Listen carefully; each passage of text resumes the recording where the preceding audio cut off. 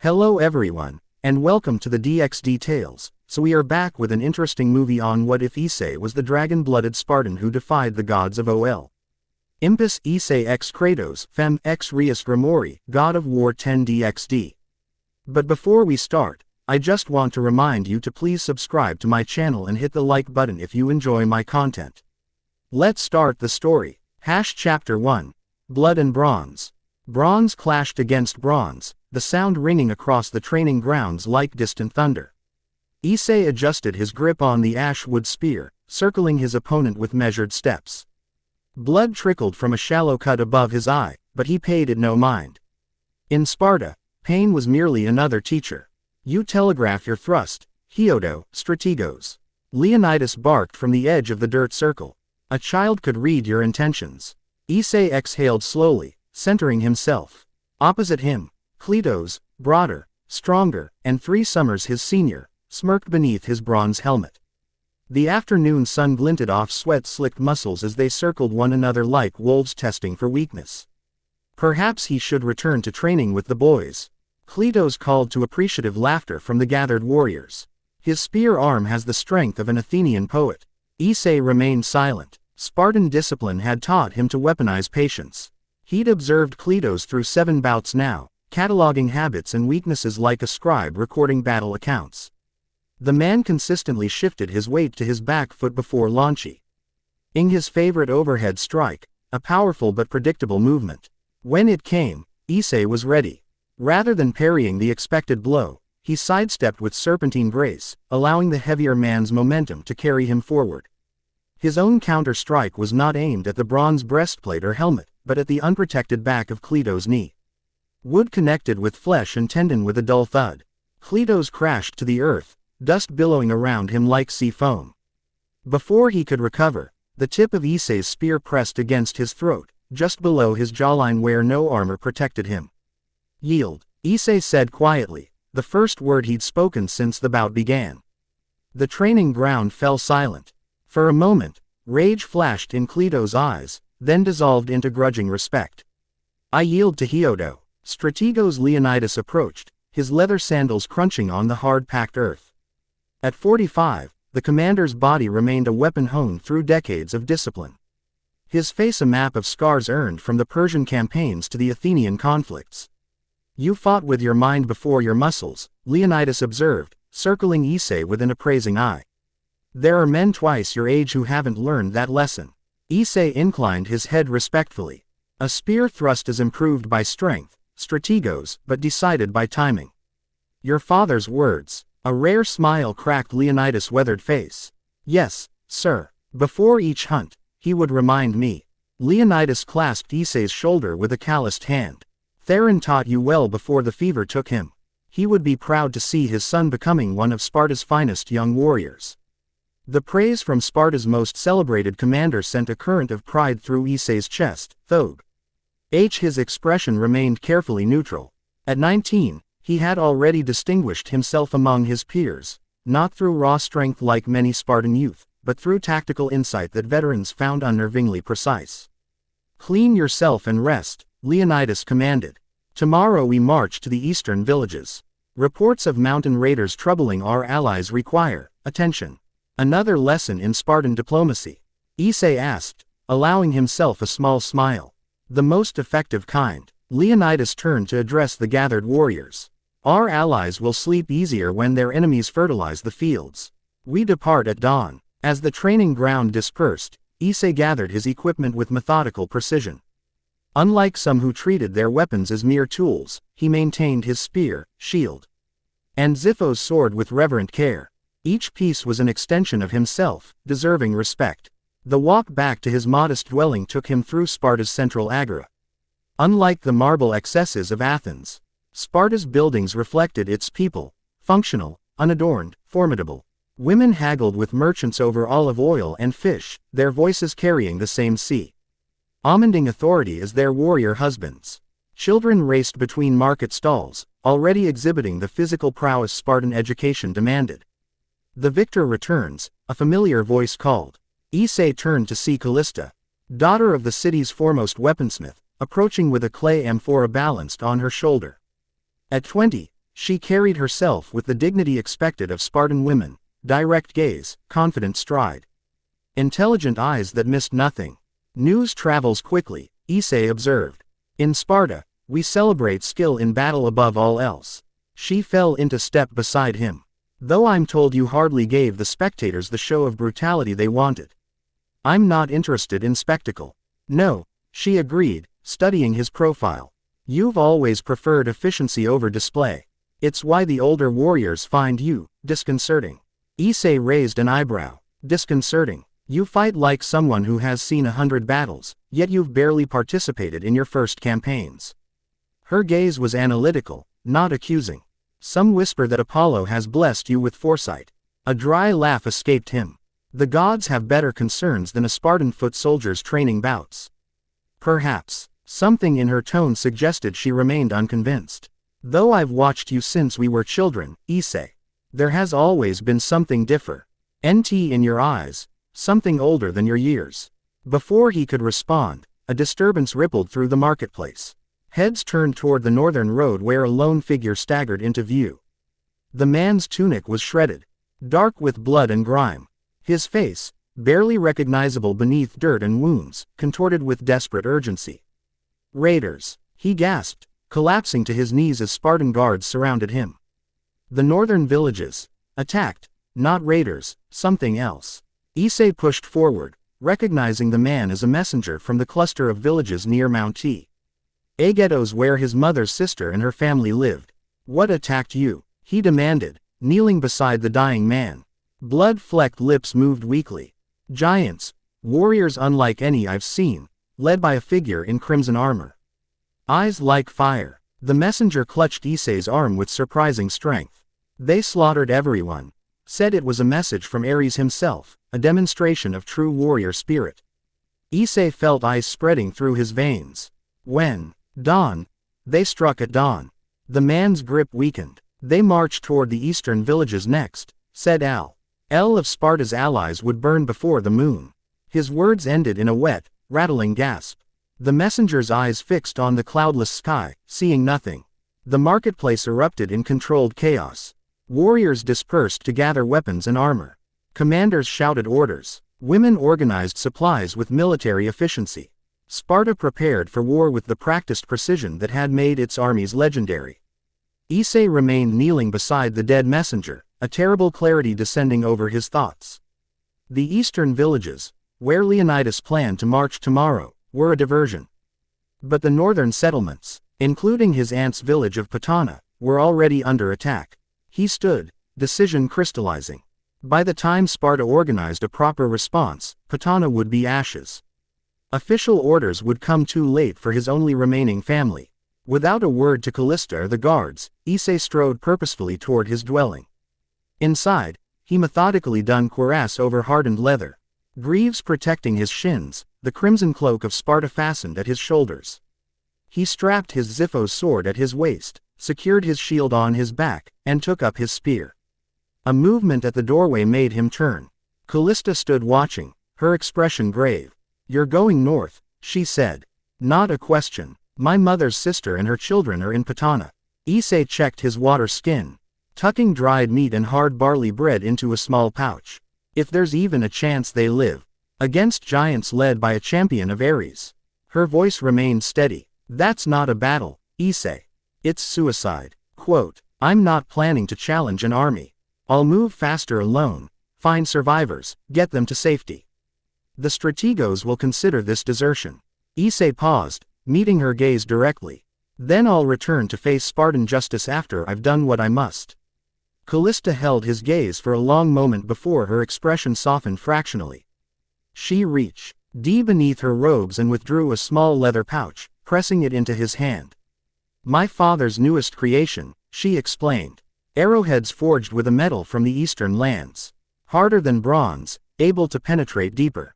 They might serve you where strength alone cannot. Issei's fingers closed around the gift. Thank you. Return alive, Hyodo. Her voice carried the unmistakable command tone of a Spartan woman. Someone must teach our warriors that the mind can triumph over mere muscle. With a nod that carried the weight of a vow, Issei slipped from his dwelling and disappeared into the gathering darkness. moving north against the flow of travelers fleeing south with tales of destruction. The moon cast silver light across a landscape transformed by violence. Where Atana had stood, a thriving village of 300 souls, only charred timbers and collapsed stone remained.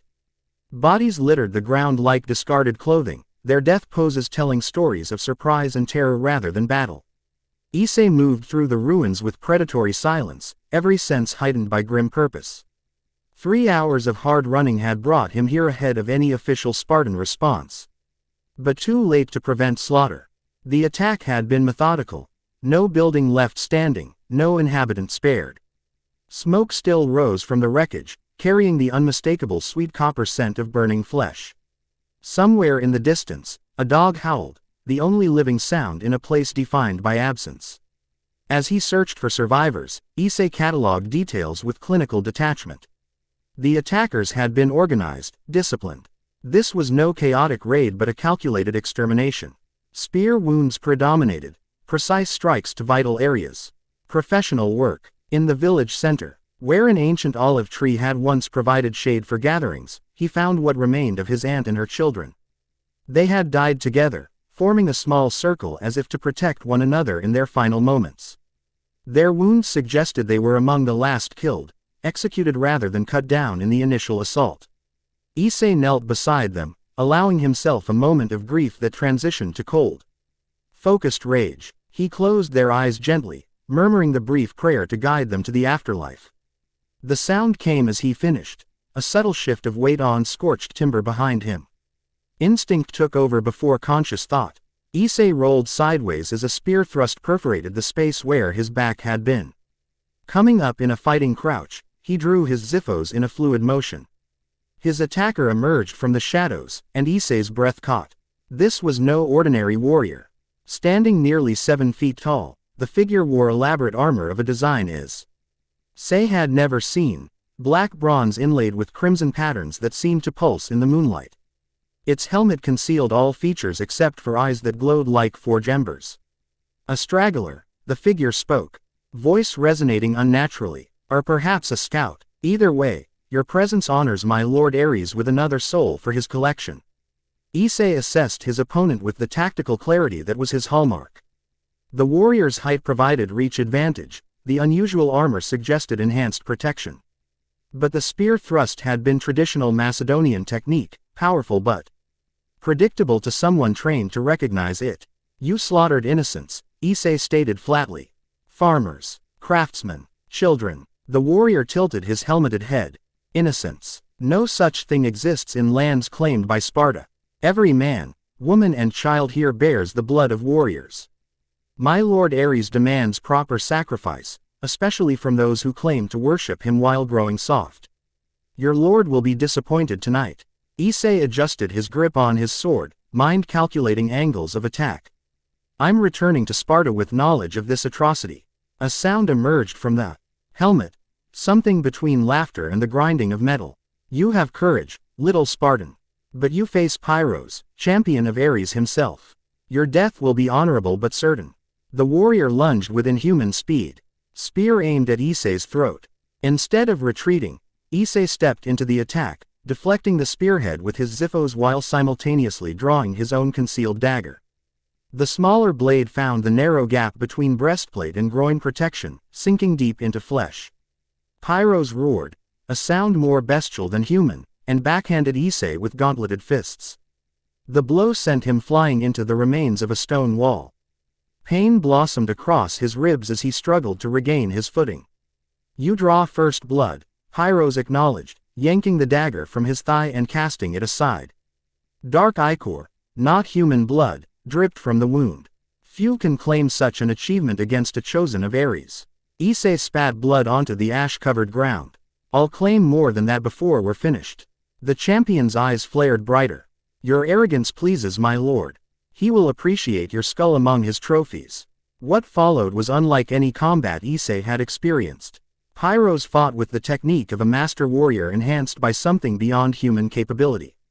Each thrust carried force that should have been impossible, each movement flowed with unnatural precision. Yet Issei survived, minute after minute, using the terrain of the ruined village to disadvantage his larger opponent. He led Pyros through collapsed doorways too narrow for the giant's shoulders, forced him to navigate unstable debris that shifted underfoot, attacked from angles that turned the champion's superior reach against him. Each small victory was countered by punishing blows that gradually wore down Issei's stamina and resolve. Blood flowed from a dozen minor wounds as Issei retreated toward the village center. His left arm hung uselessly at his side, shoulder dislocated from a powerful impact. Each breath sent daggers of pain through what were certainly broken ribs. Yet he had also extracted cost from his opponent. Pyros limped from a hamstring partially severed by a desperate slash, and his once immaculate armor bore dents and scrapes from Issei's increasingly frantic counterattacks. "You fight well for a mortal," Pyros acknowledged as they circled the burning remnants of the olive tree. "Perhaps Lord Ares chose the wrong village to make his example. Perhaps he chose the wrong messenger," Issei countered, fighting to keep his voice steady despite exhaustion. A true warrior faces his enemies directly, not through slaughter of the defenseless. Rage flashed in those ember eyes. "You dare question the god of war's methods?" "I question the courage of his champion," Issei replied, seizing the psychological opening. "Who massacres villagers when Sparta's armies would provide worthy challenge?" With a roar of outrage, Pyros charged, exactly as Issei had calculated. The champion's fury made him predictable, driving him forward with a banal the last possible moment before diving aside, using a technique he'd practiced countless times in training but never attempted in actual combat. As he rolled beneath the thrust, Issei drove upward with his Xiphos, targeting the exact point where armor plates joined beneath the champion's arm. The sword penetrated deeply, grating against bone before finding the heart beneath. Pyros staggered, spear dropping from suddenly nerveless fingers. He turned slowly, disbelief evident even through his concealing helmet. "Impossible," he gasped, dark fluid bubbling from beneath his armor. "No mortal can kill a chosen of Ares." Issei rose unsteadily, maintaining his grip on the embedded sword. "Then perhaps I am something more than mortal." The champion sank to his knees, ember eyes flickering like dying coals. "Lord Ares will not forgive this. Your death will come, 1,000 times more painful than these villagers knew." "Then I'll face it standing," Issei replied, wrenching his blade free in a spray of dark ichor. Pyros collapsed forward, armor clattering against stone. For a moment, silence reclaimed the ruined village. Issei stood over his fallen opponent, chest heaving with exertion, mind struggling to process what had just occurred. He had defeated a champion of Ares, a feat that should have been beyond his capabilities. The night air suddenly felt charged, like the moment before lightning strikes. The hair on Issei's arms rose as an unseen pressure descended over the village ruins. Instinctively, he knew something far more dangerous than Pyros now turned its attention toward him. The champion's body began to glow with sickly crimson light. The armored form bubbled and distorted as if being consumed from within by intense heat. Issei retreated several steps as the corpse deliquesced into a writhing pool of luminous fluid that pulsed with malevolent purpose. From this unholy substance rose a figure that seared itself into Issei's consciousness. 8 feet tall and proportioned like a perfect warrior, the being wore armor that seemed forged from blood and shadow. Its face remained concealed behind a helmet adorned with skeletal trophies, but the eyes that burned within its depths needed no introduction. Ares, god of war, had arrived to avenge his fallen champion. "You have cost me a valuable servant, Spartan," the god's voice resonated at a frequency that made Issei's bones ache. "An offense I have not experienced in decades." Issei knew he should be paralyzed with terror. Gods were not meant to interact directly with mortals, their presence too overwhelming for human comprehension. Yet instead of fear, he felt rage crystallizing within him. Cold and focused as a winter moon. "Your servant slaughtered innocents in your name," Issei replied, surprised by the steadiness of his own voice. "If you consider that valuable service, then you are unworthy of Sparta's worship." Ares tilted his head, the gesture reminiscent of a predator assessing unexpected prey. "Brave words from a mortal about to experience oblivion." The god gestured toward the surrounding destruction. "These deaths serve a greater purpose. Sparta grows complacent in its dominance. Comfortable. My worship requires blood and iron, not peaceful prosperity. So you murder those who cannot defend themselves." Contempt hardened Issei's tone. That is not the action of a war god. It's the tantrum of a coward. The temperature around them plummeted. When Ares spoke again, his voice carried the promise of agony beyond mortal comprehension. For that blasphemy, I will ensure you experience pain that transcends death itself. Your soul will fuel my forges for eternity. The god extended one gauntleted hand. Invisible force lifted Issei from the ground, constricting around his already damaged body like a giant's fist. Bones cracked under the pressure. Blood vessels ruptured beneath his skin. The pain transcended anything he had experienced or imagined. Through the haze of agony, Issei maintained one coherent thought: he would not die begging. With supreme effort, he raised his head to meet the god's burning gaze. As this, the best, a god can offer? He managed through gritted teeth. Ares clenched his fist tighter. And Issei felt his consciousness beginning to fragment under the assault. Darkness encroached at the edges of his vision as his body approached its breaking point. Your defiance means nothing, Ares intoned. You die alone, unremembered, your village erased. No one will speak your name in memory. No one will know you existed. As life ebbed from him, Issei experienced a strange clarity. Images flashed before him, not of his past but possibilities unrealized. Himself wielding power that rivaled the gods. Battles across landscapes he didn't recognize. Faces of women looking at him with emotion. Awns ranging from love to fear to respect. Among these visions came a voice, ancient and resonant with power different from the god before him. Interesting mortal, your defiance against divine tyranny. It reminds me of my own rebellion eons ago. The voice seemed to speak directly into Issei's mind, bypassing his ears entirely. It carried weight beyond its volume, a presence vast and primal. I have slumbered within the collective soul of humanity, waiting for a worthy vessel. Perhaps you are the one I have sought. With his last fragment of consciousness, Issei formed a question: who are you? I am Draig, the Red Dragon Emperor, enemy of gods and tyrants. And I offer you a choice, Spartan. Accept my power and live to exact vengeance upon the god who slaughters your people. Or die here as meaningless sacrifice to his vanity. The choice required no deliberation. With death seconds away, Issei directed his fading thoughts toward the draconic presence. I accept. Power like anything conceivable erupted through Issei's broken body. His blood ignited like liquid fire in his veins, his heart thundered with renewed purpose. The pressure of Ares' divine grip shattered against a sudden explosion of crimson energy that erupted from Issei's form. He fell to the ground, but instead of collapsing, he landed in a warrior's crouch. His wounds sealed themselves before Ares' disbelieving eyes. More significantly, his left arm transformed, human flesh replaced by crimson scales that gleamed like freshly spilled blood in the moonlight. His hand elongated into claws that could rend metal. His forearm developed ridge-like protrusions sharp as spear points. Most dramatic was the change to his eyes. The ordinary human irises were replaced by slitted, reptilian pupils wounded by emerald green that glowed with inner light. What treachery is this? Ares demanded, genuine surprise evident in his voice. What god dares interfere with my rightful punishment? No god, Issei responded. His voice overlaid with a deeper, inhuman resonance. Something far older. Something that remembers when gods were merely overreaching children playing with powers beyond their comprehension. Tell him my name, partner. Let him know fear. Issei straightened to his full height, crimson energy crackling around him like lightning. I am host to Draig, the Red Dragon Emperor. And I am your reckoning, god of war. Recognition dawned in Ares' burning eyes, followed immediately by calculation. The Welsh dragon, sealed away by combined pantheons millennia ago. How interesting. The god's posture shifted subtly.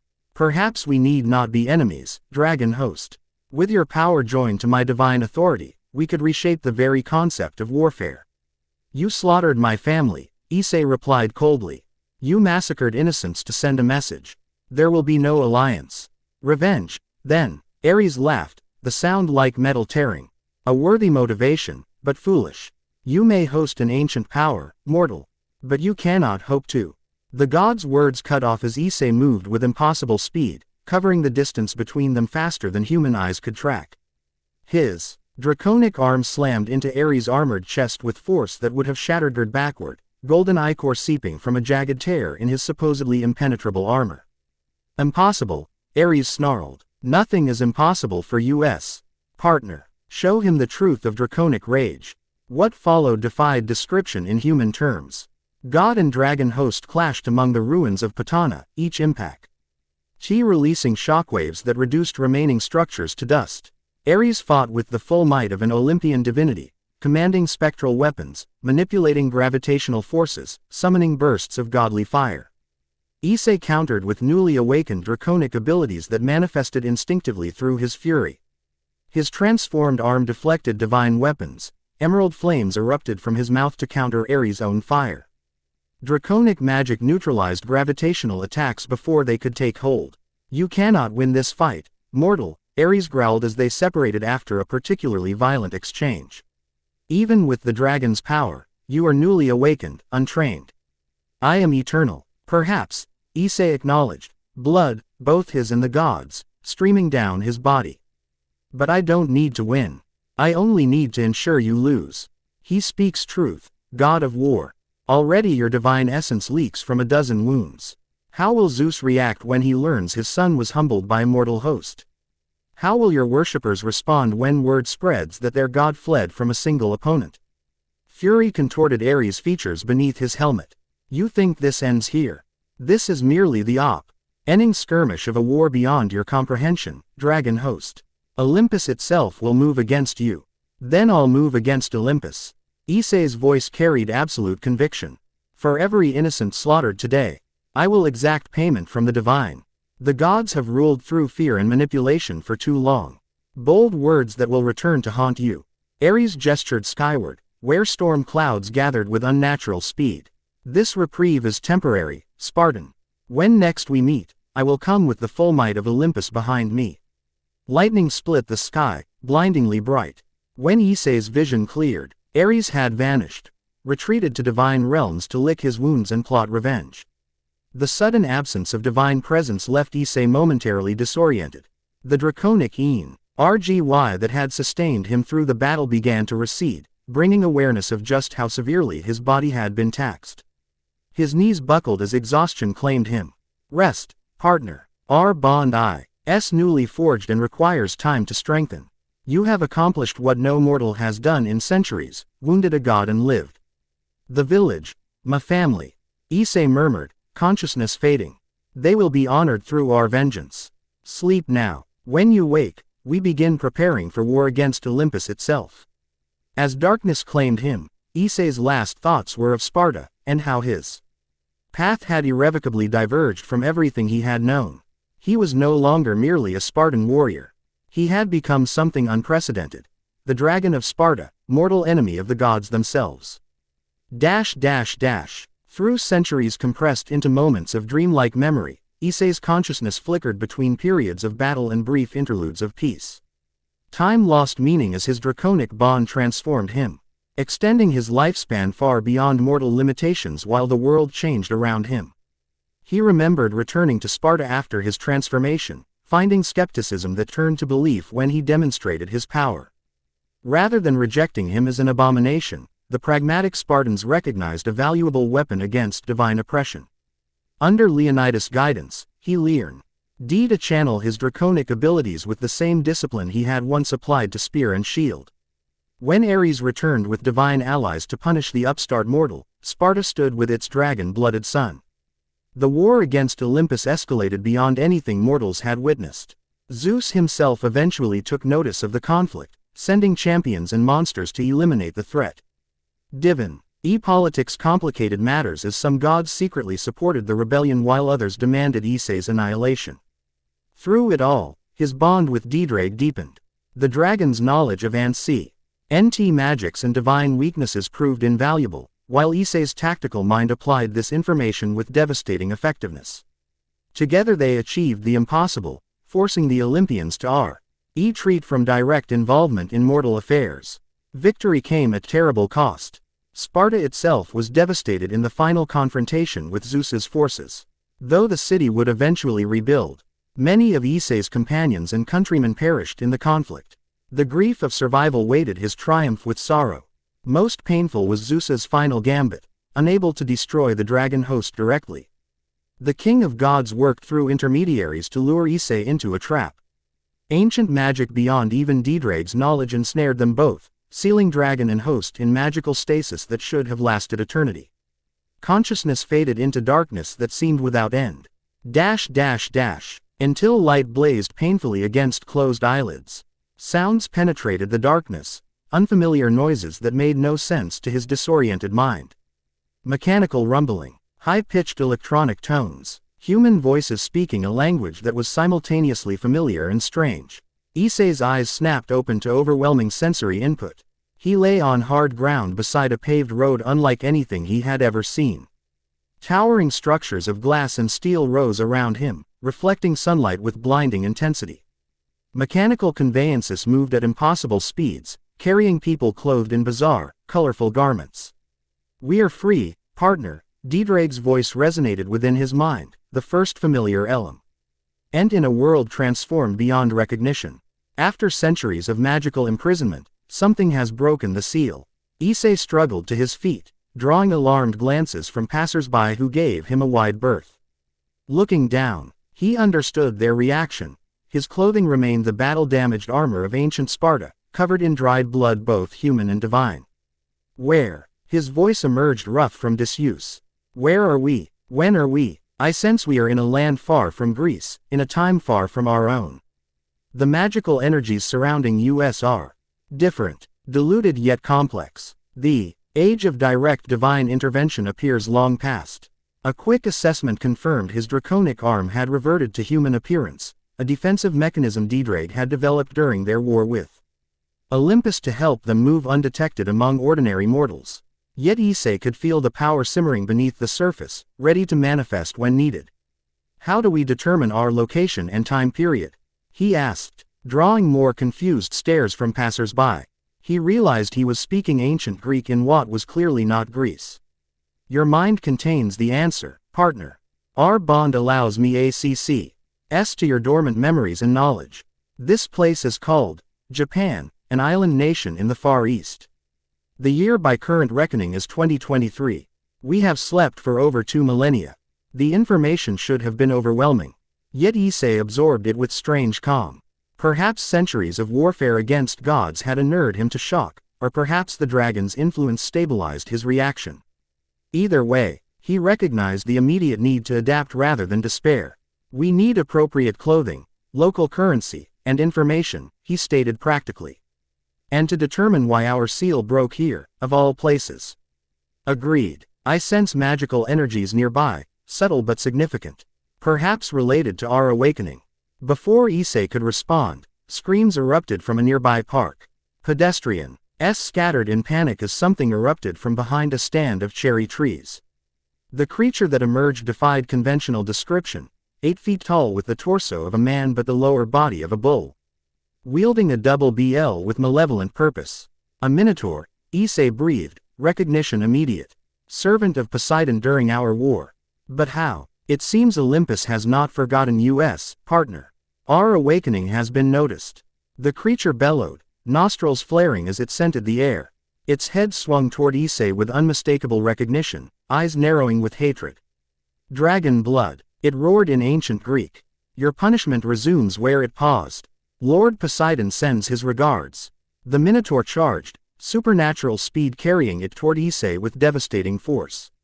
Civilians scattered, many pulling out small rectangular devices to record the impossible scene unfolding before them. Instinct and muscle memory took over. Despite centuries of magical imprisonment, Issei's body remembered warfare. He sidestepped the initial charge with fluid grace, analyzing the creature's movement patterns even as he dodged. "Dedrag," he spoke internally. "Can ordinary humans see this creature?" "Yes. A concerning development. During our previous conflicts, the mist of divine magic concealed supernatural elements from mortal perception. Something has changed in this era." The Minotaur wheeled around for another charge, its axe cleaving the air where Issei's head had been moments before. This time, he didn't merely evade. As the creature passed, Issei allowed the conic transformation to flow through his left arm, scales erupting along his skin as his hand morphed into lethal claws. With precision born from countless battles, he raked these claws across the Minotaur's unprotected flank. The beast bellowed in pain and surprise as 5 parallel gashes opened in its hide, leaking ichor that sizzled against the pavement. "You've grown slow in my absence," Issei taunted in ancient Greek. Or perhaps Poseidon sends his weakest servants now. Rage overtook any strategic thinking the creature might have possessed. It abandoned all pretense of technique, swinging its axe in wide, destructive arcs that shattered park benches and sliced through tree trunks. Issei maintained his disciplined approach, leading the Minotaur away from civilians while looking for opportunities to counterattack. The creature's wild swings eventually created the opening he sought. As an overextended axe strike embedded the weapon in the trunk of a massive oak, Issei darted inside the Minotaur's guard. His draconic arm plunged into the creature's chest, talons closing around the supernatural heart beating within. "Return to your master," Issei growled, "and tell him the dragon of Sparta has awakened. If Olympus seeks me again, I will finish what I started centuries ago." With a savage twist, he tore the heart free. The Minotaur's eyes widened in shock before it disintegrated into golden dust that scattered on the breeze. Silence fell over the park as Issei stood alone, draconic arm covered in divine ichor, surrounded by evidence of supernatural combat. Distant sirens suggested local authorities approached. The few remaining humans kept their distance, devices still raised to capture images of him. "We should depart, partner. This confrontation will draw unwanted attention before we are prepared." Closing square bracket. Issei nodded, allowing his draconic features to recede beneath human appearance. He turned to leave the scene, and froze. Standing 30 meters away, beneath the shade of an undamaged cherry tree, stood a young woman whose presence radiated power unlike anything surrounding her. Appearing perhaps 18 years old, she had crimson hair that cascaded past her shoulders and eyes of an impossible blue-green that reminded Issei of the Aegean Sea. Her school uniform did nothing to diminish the aura of authority she projected. More significantly, she observed him with an expression of calculated interest rather than the fear or shock displayed by other witnesses. She had watched his battle with analytical detachment, assessing his capabilities as one commander might evaluate another. "Careful, partner. She is not human, or not entirely so. I sense power of a different nature than Olympian, but significant nonetheless." The woman took a step forward, then paused as the sirens grew louder. She seemed to reach a decision, gesturing to a white-haired girl who appeared at her side as if from nowhere. "Impressive combat skills," she called in perfect Japanese, which Issei found he understood through Diedrag's influence. "Perhaps we should discuss your situation somewhere less public."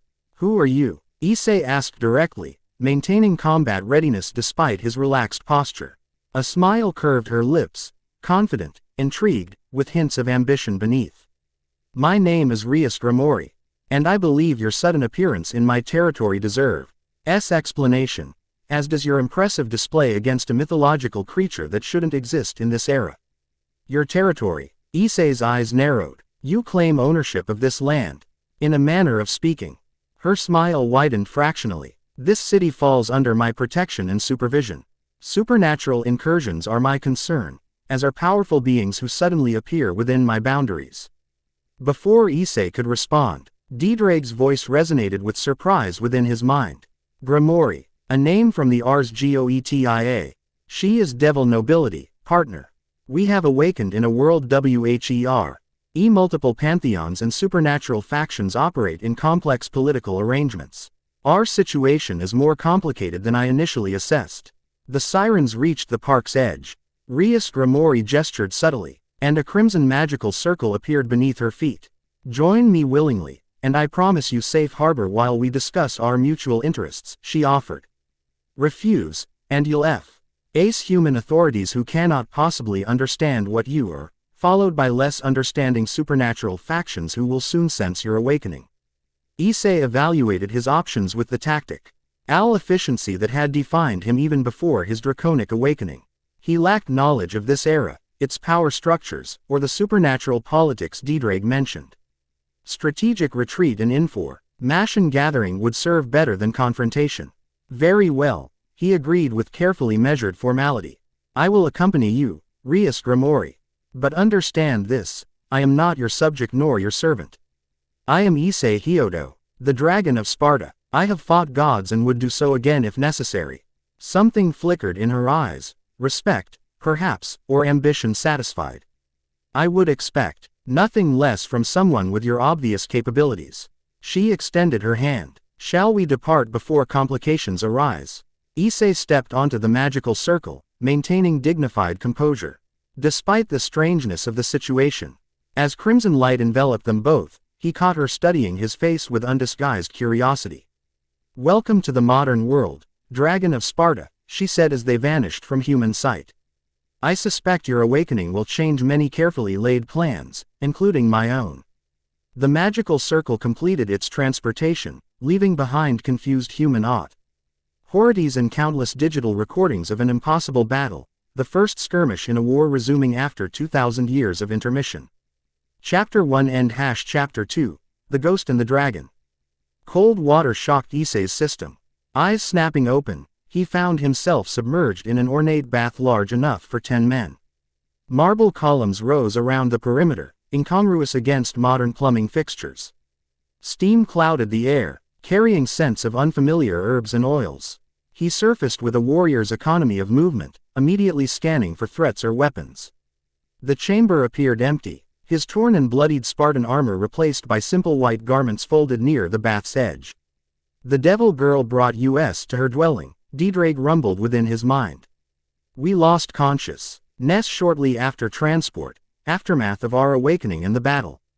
Issei nodded, remembering the crimson-haired woman. Reasportation had deposited them in what appeared to be an elaborate mansion before exhaustion claimed him. How long? He asked aloud, voice echoing against marble. Approximately 6 hours. Your body required recovery time after centuries of magical stasis. Rising from the bath, Issei examined himself with clinical detachment. His physique remained that of a warrior in his prime, perhaps 25 by appearance though his true age spanned millennia. Scars from countless battles mapped his skin like constellations, each with its own story of divine conflict. The only unmarred section was his left arm, which appeared perfectly human despite housing draconic power. He dried himself with a nearby towel, movements precise and economical. The white garments, loose pants and a simple tunic, felt strange after centuries in armor, but he adapted quickly. Survival required flexibility. This devil's motivations concern me, he stated, scanning the chamber for surveillance. Her interest seems calculated rather than benevolent. Prudent assessment. Devils traditionally value power and advantage. Your abilities represent significant potential for her ambitions. A knock interrupted their conversation. The door opened to reveal a petite white-haired girl, Issei, one who had appeared beside Rias in the park. She regarded Issei with expressionless eyes that belied their alertness. President Rias requests your presence in the main salon when you're ready, she stated flatly. Issei studied her with a tactician eye. Despite her diminutive stature and youthful appearance, she moved with the balanced poise of a trained fighter.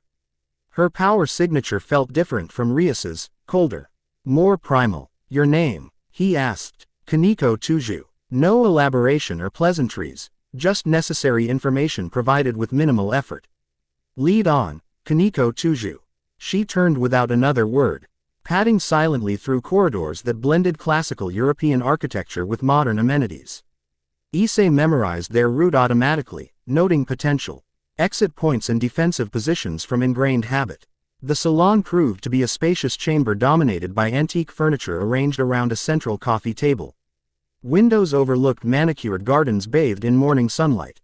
Rias Gremory sat on an ornate sofa, tea service arranged before her.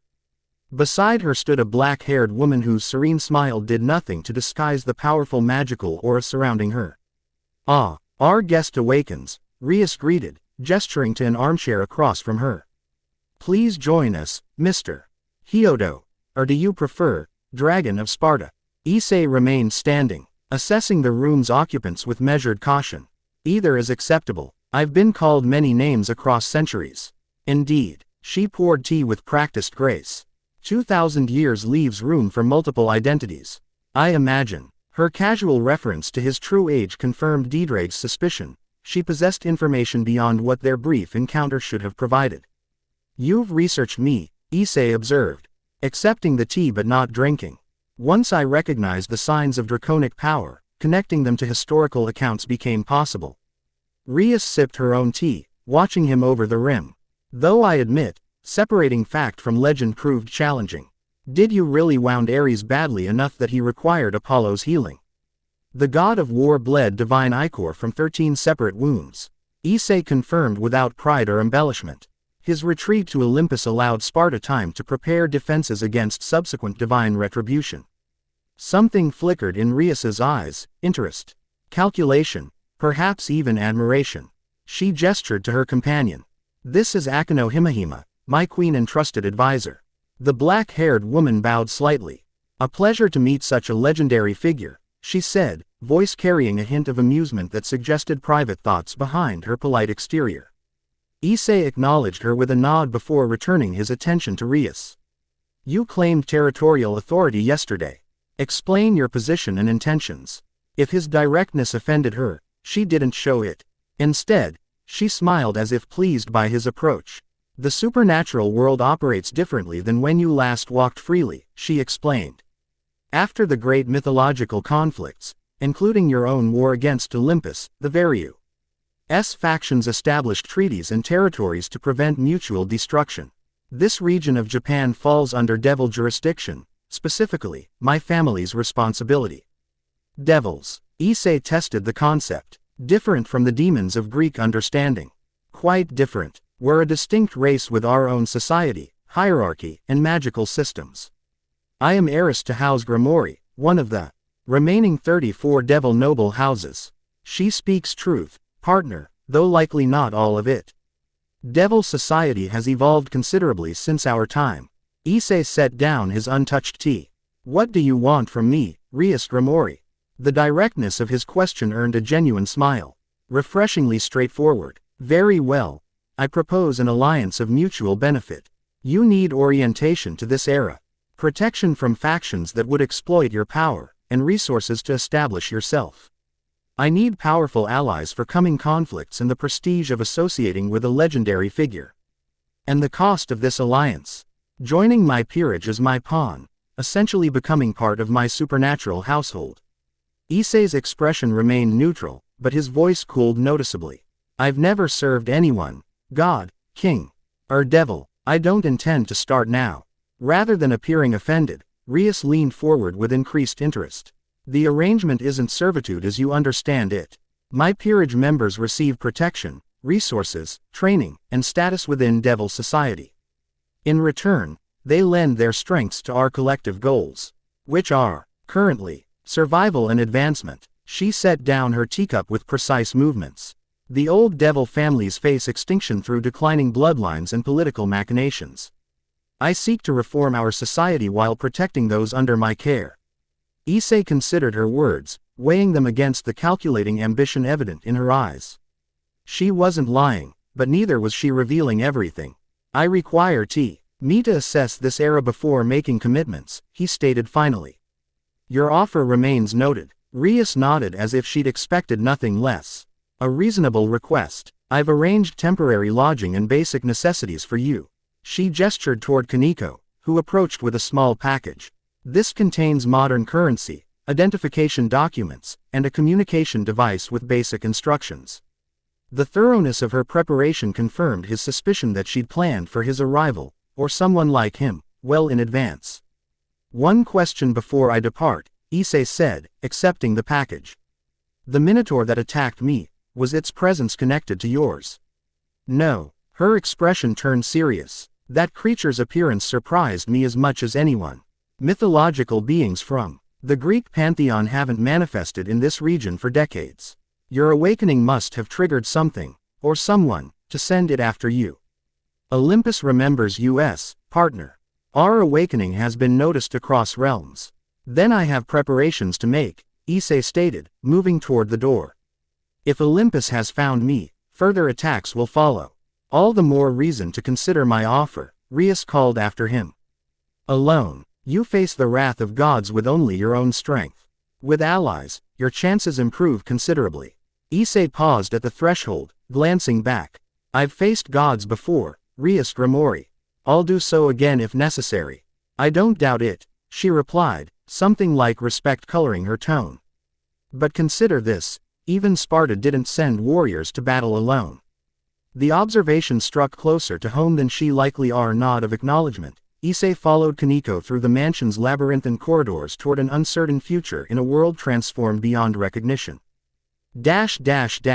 The apartment Rias had arranged sat on the 20th floor of a modern high-rise, a concept Issei found simultaneously fascinating and unsettling. Glass and steel replaced the stone and timber of his memory. Electric lights banished darkness with steady illumination unlike flickering torches or oil lamps. Water flowed at the touch of lever, heat emerged from hidden sources without visible flame. Standing at the window, he surveyed the city sprawling below. Kuo Town, according to the information Rias provided. A place of no particular significance except for its unusual, high concentration of supernatural entities. A tactical gathering point, he murmured, watching vehicles navigate paved streets. Devils, if Gremory speaks truth. Perhaps others she hasn't mentioned. The magical signatures are varied, Defied confirmed. Devil predominates, but I sense other powers, some familiar, others evolved beyond recognition. Issei turned from the window, examining the items from the package Rias had provided. Most bewildering was the smartphone, a device containing knowledge that would have filled the library of Alexandria many times over, yet smaller than his palm. The concept of instantaneous communication across vast distances represented strategic potential his Spartan commanders would have sacrificed limbs to possess. Following the included instructions, he activated the device and navigated through its basic functions with careful precision. History, geography, science, art, entire fields of human knowledge accessible through simple commands. He absorbed information methodically, prioritizing practical orientation to modern society. Hours passed as Issei familiarized himself with 2 millennia of human development. Languages, borders, governments, technologies, all transformed beyond recognition. Yet underlying patterns remained recognizable to a warrior who had studied human nature across battlefields and civilizations. Power still concentrated in hierarchies. Resources still determined influence. Conflict still drove innovation. The fundamental nature of humanity remained consistent despite their advanced tools. Night fell, the CITY illuminating itself with artificial constellations. Issei prepared to continue his research when a distant sensation interrupted his concentration, a familiar prickling awareness he hadn't experienced since awakening. You feel it too, Defied observed. Divine energy, Greek in origin. Similar to yesterday's Minotaur but more concentrated. Issei moved to the window, scanning the city skyline. Here, a brief flare of golden light near what his mental map identified as a commercial district. Another followed, accompanied by distant sounds of destruction that human ears wouldn't detect at this range. Something hunts, he stated, already moving toward the door. The simple clothes Rias provided would suffice, armor would only draw attention in this era. Hunting or something else. We'll discover which. Issei pocketed the smartphone and a modest amount of currency. Either represents useful information. He navigated the elevator and lobby with careful observation of others' behaviors, mimicking their casual indifference to surroundings. Outside, the night air carried unfamiliar scents, automotive exhaust, processed foods, synthetic materials, overlaid with the unmistakable tang of divine energy. Following this sensory trail, Issei moved through crowded streets with predatory focus. Humans parted unconsciously before him, animal instinct recognizing the apex predator in their midst despite his unassuming appearance. 20 minutes of purposeful navigation brought him to a retail district now eerily deserted despite the early evening hour. The reason became apparent as he rounded a corner. 3 hulking forms cornered something against the wall of an abandoned department store. Each stood 8 feet tall with bulging muscles covered in bronze scales that gleamed under streetlights. Their upper bodies remained humanoid while their lower halves terminated in powerful serpentine tails. Each wielded a trident that crackled with electrical energy. Skyla warriors, elite guards in Poseidon's underwater palace during Issei's war against Olympus. Their prey, surprisingly, was not some hapless human but a woman who faced them with calm assessment. Tall and athletically built, She wore simple training clothes that did nothing to diminish her obvious combat readiness. Most striking was her skin, chalk white as if covered in ash, contrasted by eyes that glowed with amber intensity. Scars in deliberate patterns marked her exposed arms and neck, telling stories of battles survived and pain endured. 3 against 1, she observed, voice carrying the cadence of ancient Greek beneath modern Japanese. Poor odds. For you, the lead Skyla hissed, trident leveled at her chest. The master wants confirmation of the dragon's awakening. You will provide information, Ghost of Sparta, or suffer. The title resonated in Issei's memory, a legendary warrior who had challenged gods in an era before his own conflict with Olympus. But that figure had been male according to historical accounts. Ghost of Sparta died centuries ago, the white-skinned woman replied, shifting her weight subtly. I'm what remained after gods betrayed their champion. Semantics, the creature dismissed. You've interfered in divine affairs once too often. Lord Poseidon offers one chance. Tell us where the dragon of Sparta hides, and your punishment will be brief. The woman's expression didn't change, but her eyes flared brighter. Your lord couldn't break me when his powers were at their height. He won't succeed now. Without warning or battle cry, she attacked. Her movements defied human limitation, a blur of precision violence that caught even the supernatural guards unprepared. She didn't wield visible weapons, yet her strikes shattered bronze scales and drew divine ichor with bare hands strengthened by something beyond mortal capability. Issei watched with analytical focus, assessing her technique. Unlike his own Spartan discipline, her fighting style embodied raw brutality refined through experience. Each movement maximized damage while conserving energy. No flourishes, no hesitation, pure combat efficiency that spoke of centuries spent in life or death struggle. The Skyla recovered from their surprise, surrounding her with coordinated movements that revealed extensive training. Lightning crackled from their tridents, scoring burning lines across her ash-white skin without drawing visible reaction. She fought with methodical fury, breaking one warrior's arm at the elbow before driving her fist through another's chest cavity.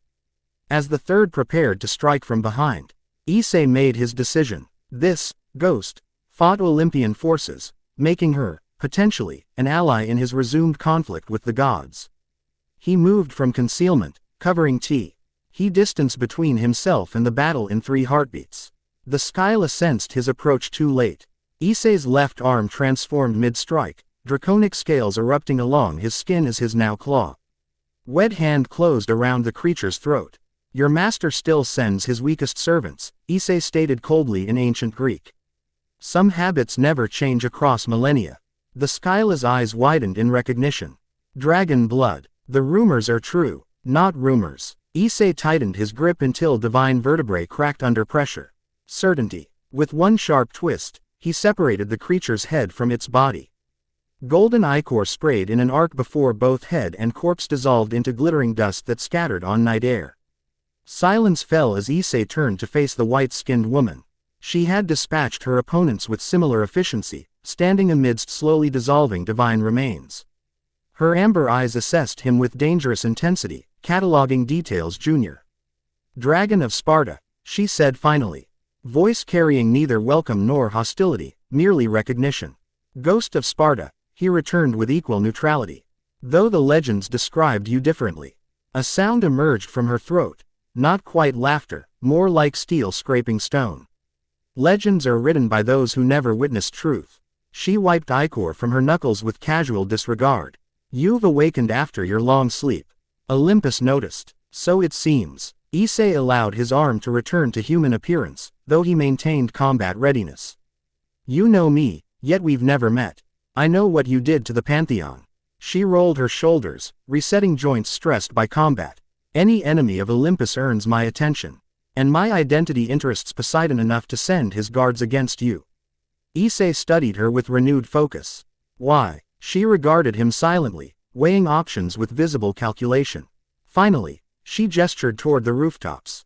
Not here. Too exposed. Without waiting for response, she leapt upward with inhuman strength, catching the edge of a fire escape before ascending with fluid grace.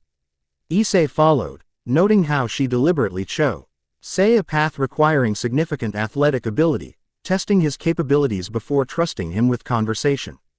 They emerged onto a rooftop overlooking the commercial district. City lights spread before them like earthbound stars while the night breeze carried away lingering traces of divine energy. The woman moved to the edge, surveying the streets below with predatory vigilance before turning back to Issei. "They call me Aid now," she stated without preamble. "Once I was Kratos, ghost of Sparta, god of war, slayer of gods. Death refused me after my final battle with Zeus. Centuries passed. My legend twisted into myth. My gender changed in retelling because men couldn't accept defeat by a woman's hand." Her bluntness carried no self-pity or grandstanding, merely factual reporting of events. "You're saying you're the original ghost of Sparta from ancient accounts," Issei clarified. "The warrior who killed Ares and took his place as god of war." "Yes." Her gaze challenged him to disbelief. Issei nodded once, accepting her claim without question. "Your conflict with Olympus predated my own by several centuries. Your actions weakened their power structure, making my later rebellion possible." Surprise flickered briefly across her severe features, not at his acceptance of her identity, but at his matter-of-fact acknowledgement of their connected histories. "The gods feared repetition," she observed. "When another Spartan rose with power to challenge them, they responded with greater force. Unsuccessfully," Issei noted. "Yet here you stand in modern Japan, not ancient Greece." Her eyes narrowed slightly. "Something ended your campaign against Olympus. A trap designed by Zeus himself." The memory surfaced with unexpected clarity. "Ancient magic beyond even Diedrag's knowledge. We were sealed away in magical stasis that should have lasted eternity." "Should have," Aid repeated, catching the implication. "What broke your seal?" "Unknown. I awakened yesterday with no explanation. Diedrag suspects interference from a power comparable to Olympian strength."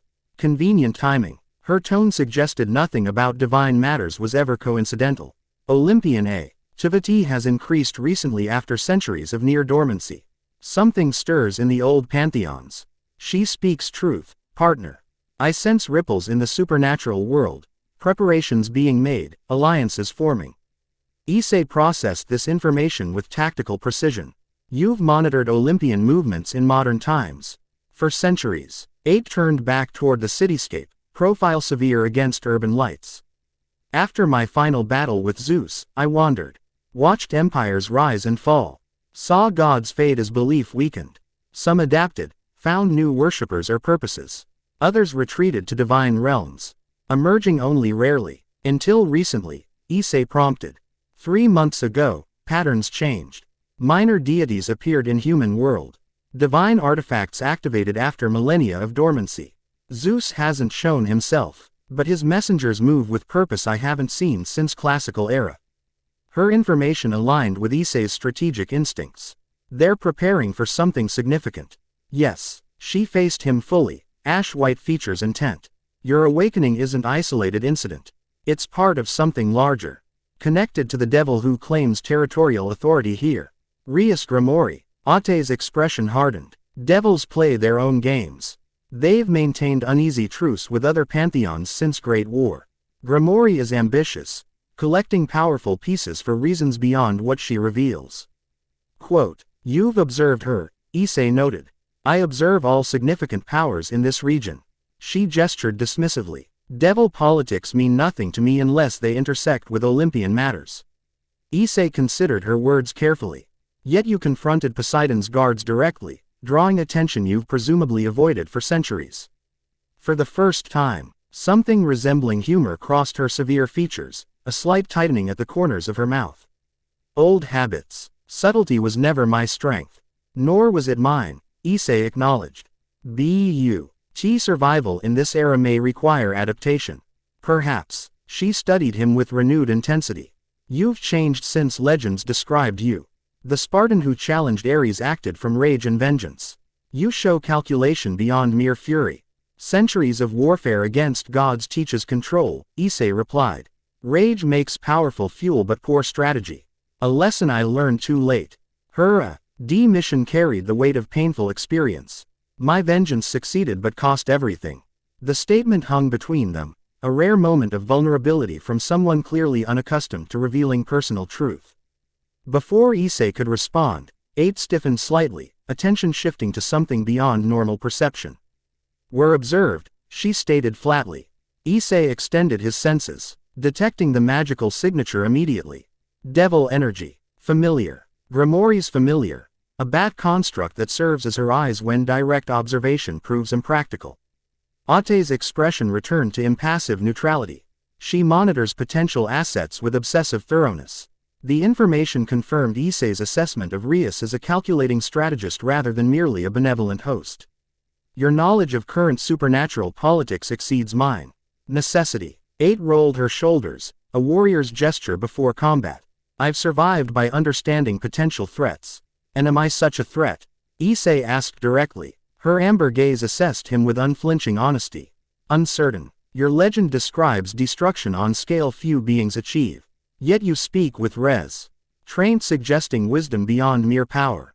My war was with gods who slaughtered innocents, not with humanity itself," Issei clarified. "My methods were extreme because my opponents required nothing less." 8 nodded once, acknowledging common understanding rather than accepting reassurance. "Time will prove your current nature. Words mean little against actions." "Agreed." Issei glanced toward the magical signature of Rias's familiar. "The devil observes our meeting with specific purpose. Her interest suggests knowledge of both our identities. She collects legends like trophies." Something like disgust colored Ate's tone. "Building her collection for coming conflict only she fully comprehends." "You distrust her." "I distrust anyone seeking power through others' strength," 8 corrected. "Devils particularly. Their history with humanity involves manipulation and exploitation hidden beneath contracts and technical consent." Her assessment matched Issei's instinctive caution regarding Rias's offer. "Yet you remain in her territory without confrontation. Mutual avoidance serves both our interests." Adding to depart, "She pretends not to notice my presence. I refrain from destroying her servants when they encroach upon my training grounds." The phrasing caught Issei's tactical attention. "You maintain training facilities nearby." 8 paused, studying him with renewed calculation. "Beyond the eastern mountains. Remote. Defensible. Warded against divine detection. Impressive foresight. Survival mechanism." She gestured vaguely eastward. "Find me there if Olympian forces return in greater numbers. Divided, we present easier targets."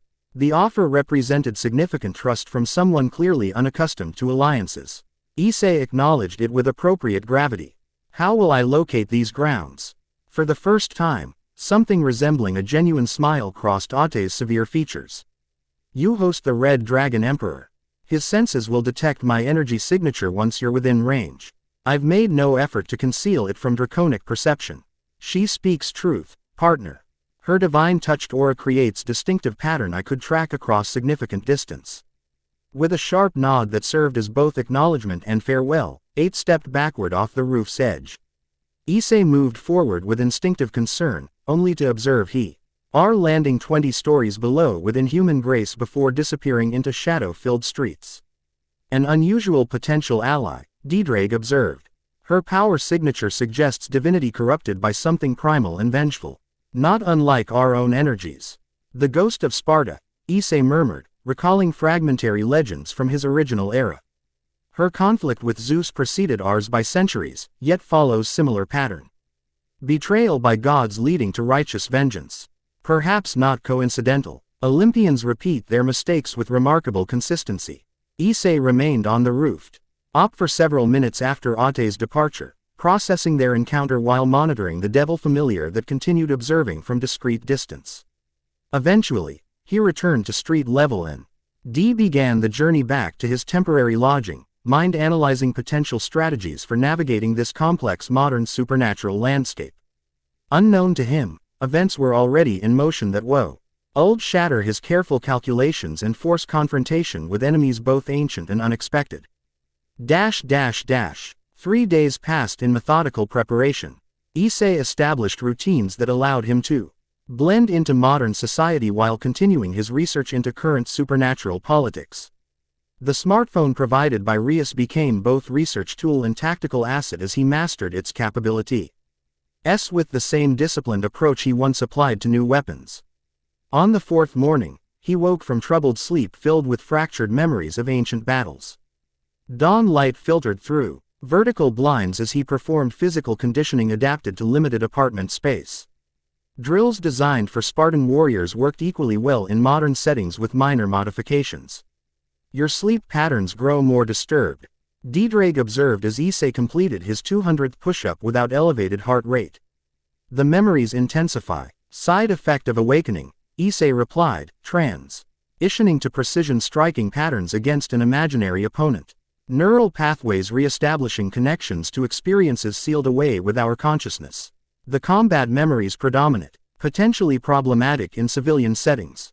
Issei paused mid-strike, acknowledging the concern. During yesterday's grocery expedition, a car backfiring had triggered instantaneous combat response.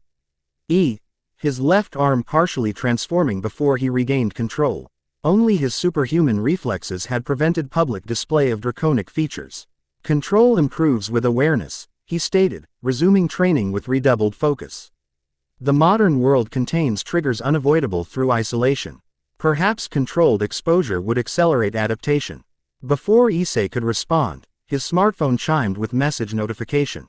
The device showed communication from unknown number, text consisting of coordinates and 2 words, Minotaurs. Civilians. Trap, Defied suggested. Possibly. Issei was already moving toward the door, pulling on a light jacket that concealed his draconic arm should transformation become necessary. Equally possible that aid requires assistance.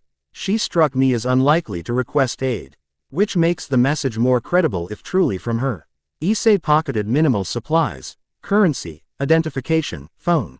The location is public park approximately 3 kilometers northeast. Tactical approach from multiple vectors will allow assessment before engagement.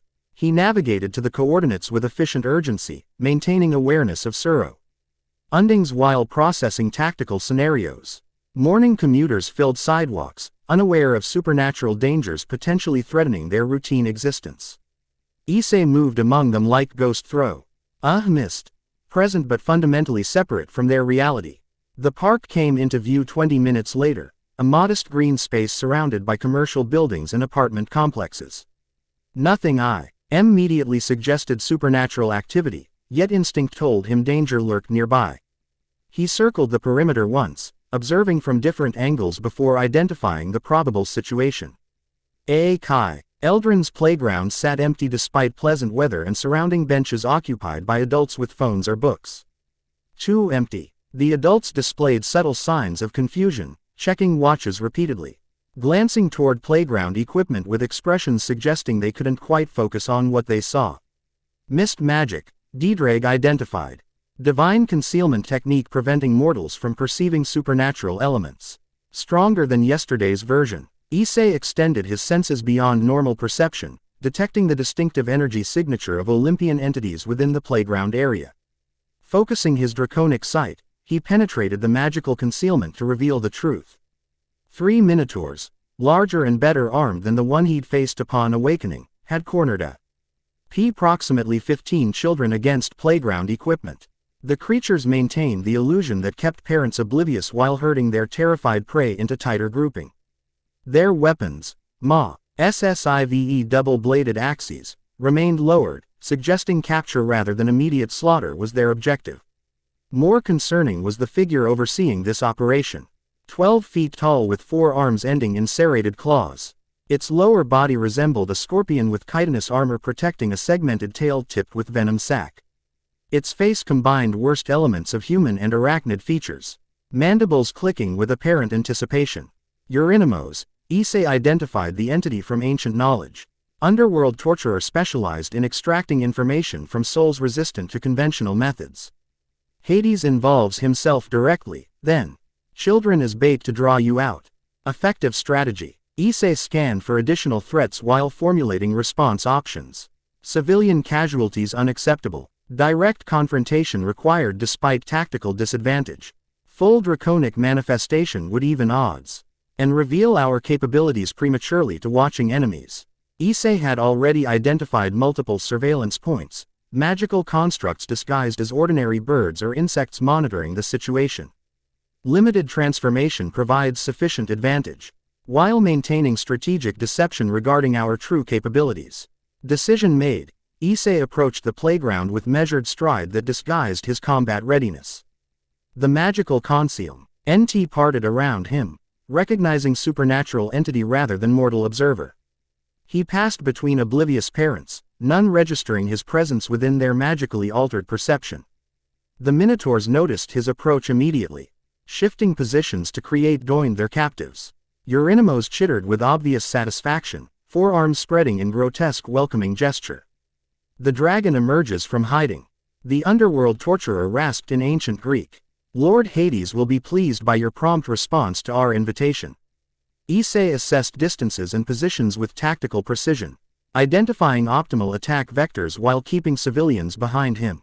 Release the children. Your quarrel is with me. Mandibles clicked in what might have been amusement.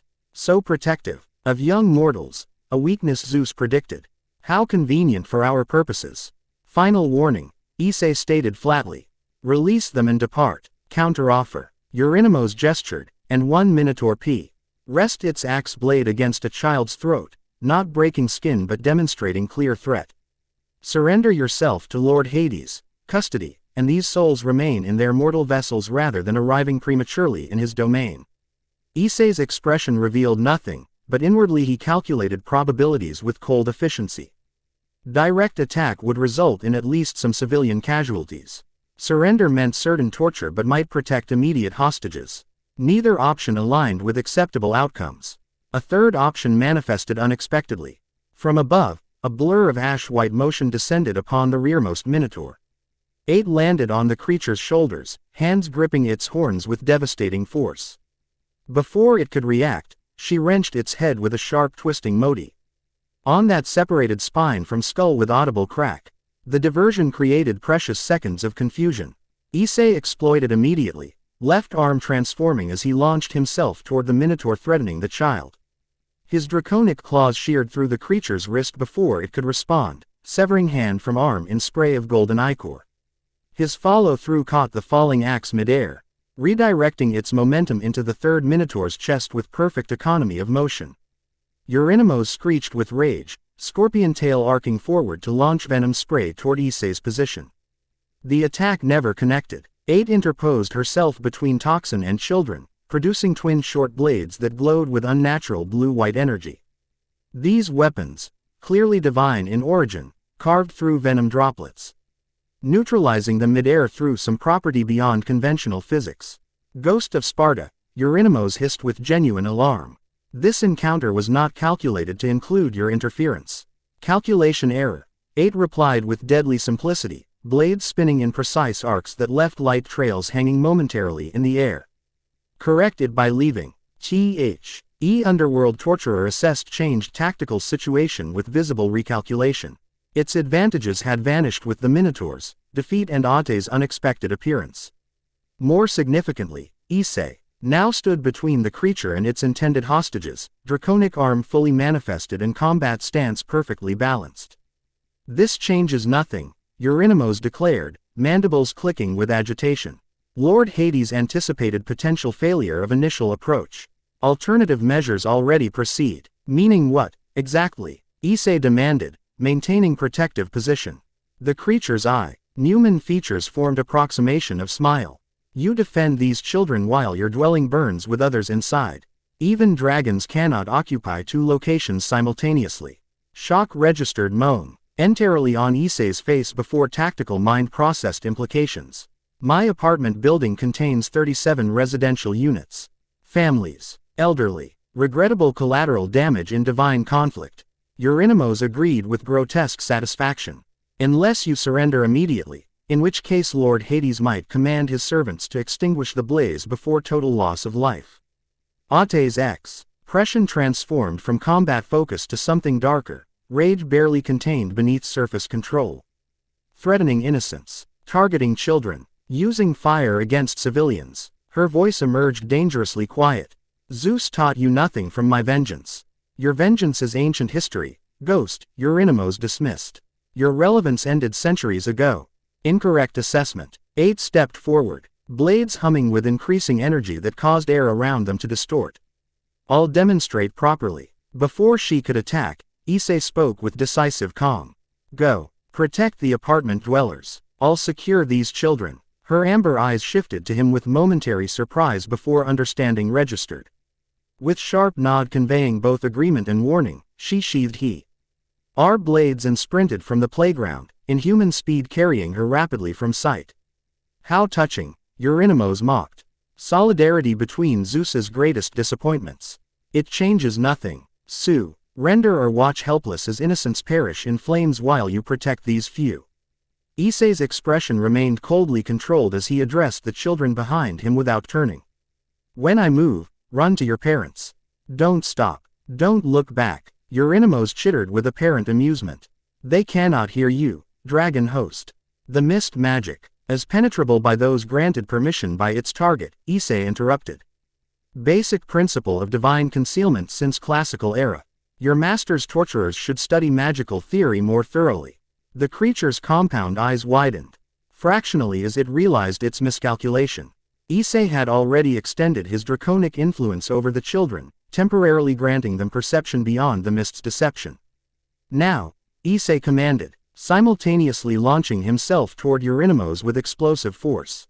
The children bolted immediately, ducking under playground equipment and scattering toward bewildered parents while Issei engaged the underworld torturer with focused intensity. His draconic arm deflected initial tail strike while his right hand employed pressure point technique against chitinous joints of the creature's lower limbs.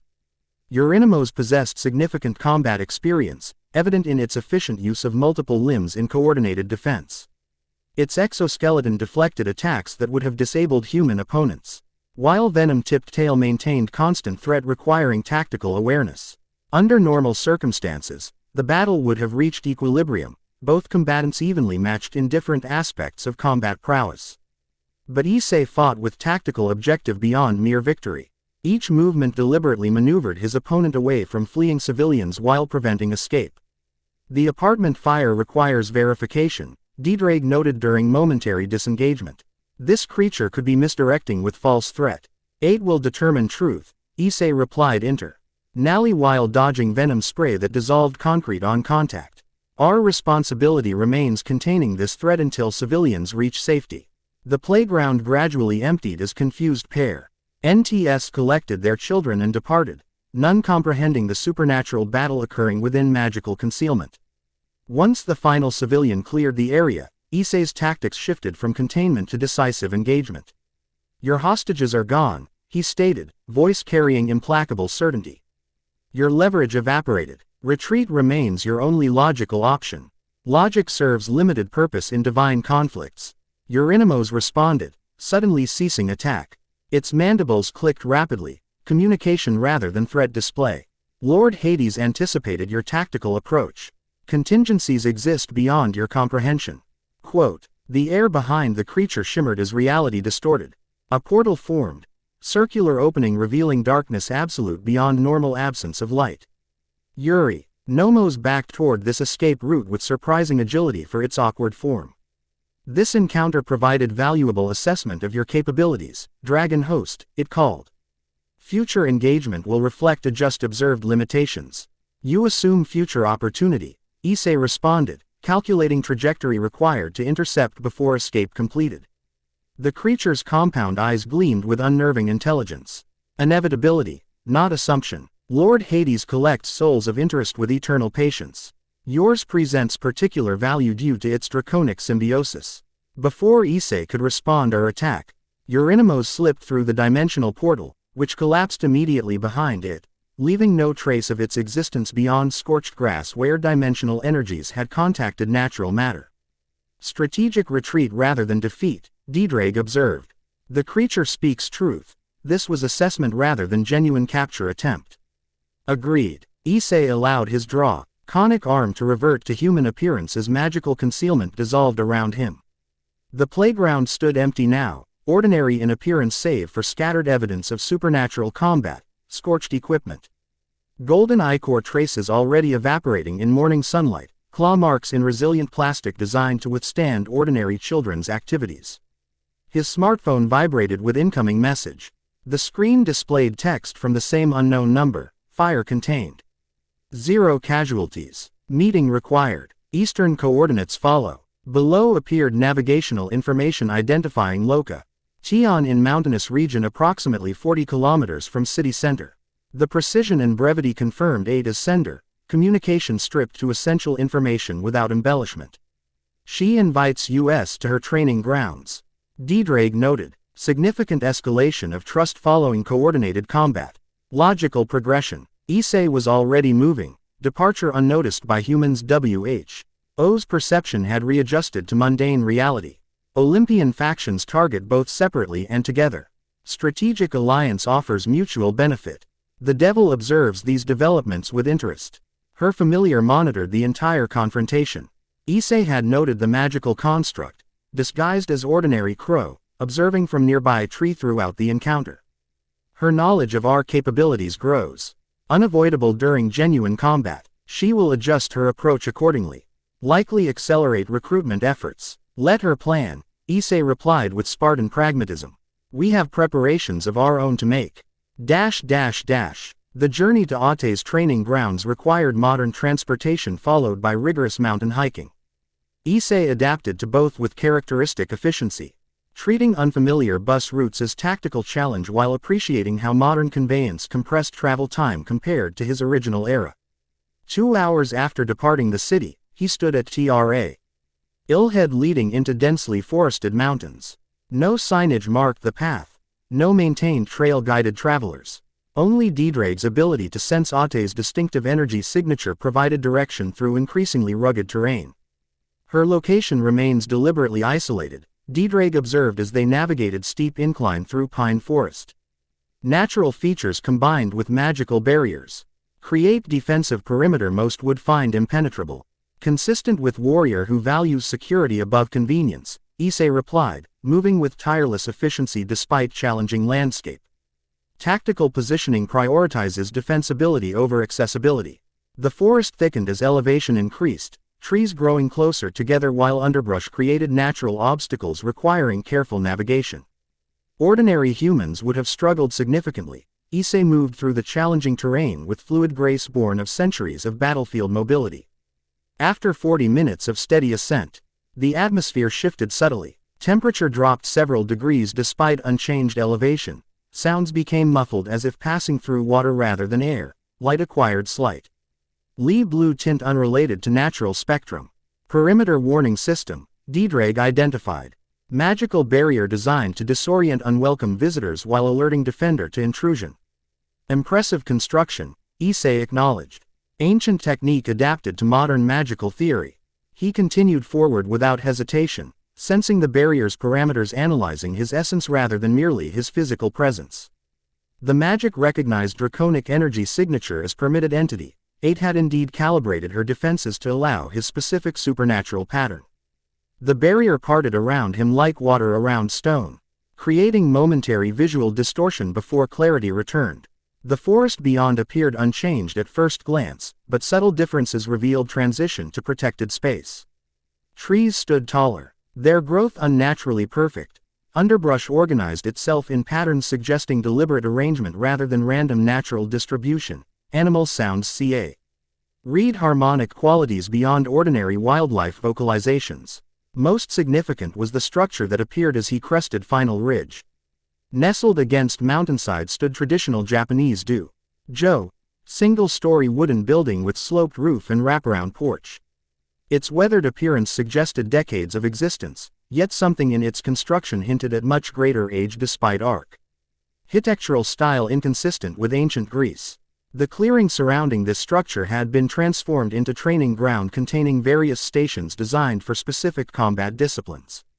Weighted posts for striking practice, sand-filled arena for footwork development, rack containing wooden training weapons beside what appeared to be functional armory of actual battle implements.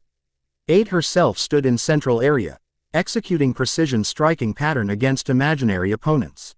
Her ash-white skin contrasted sharply against simple black training clothes as she moved through complex sequence with fluid grace. Each movement flowed seamlessly into next, creating unbroken chain of lethal techniques that demonstrated mastery beyond ordinary combat training. She completed Fina L sequence before acknowledging Issei's arrival with brief nod. You found the path. Ddraig sensed your energy signature as you suggested. Issei confirmed, scanning surroundings with tactical appreciation. Your sanctuary demonstrates impressive integration of natural defensibility with magical reinforcement. Necessity. She gestured toward dojo. Enter. We have matters to discuss. The inn. Terrier maintained traditional Japanese aesthetic, minimalist design featuring tatami flooring, sliding paper doors, and sparse functional furnishings. One wall displayed weapons from multiple historica, periods and cultures, Greek Xiphos swords alongside Japanese katanas, Roman gladius blades next to Viking axes, Persian shamshirs beside Chinese dao swords. Most striking was central display contain paired short-bladed weapons identical to those 8 had wielded against Euronymos. Their blades gleamed with subtle blue-white energy even at rest, chains wrapped around handles trailing to floor W. Here they connected to arm bracers mounted on ceremonial stand.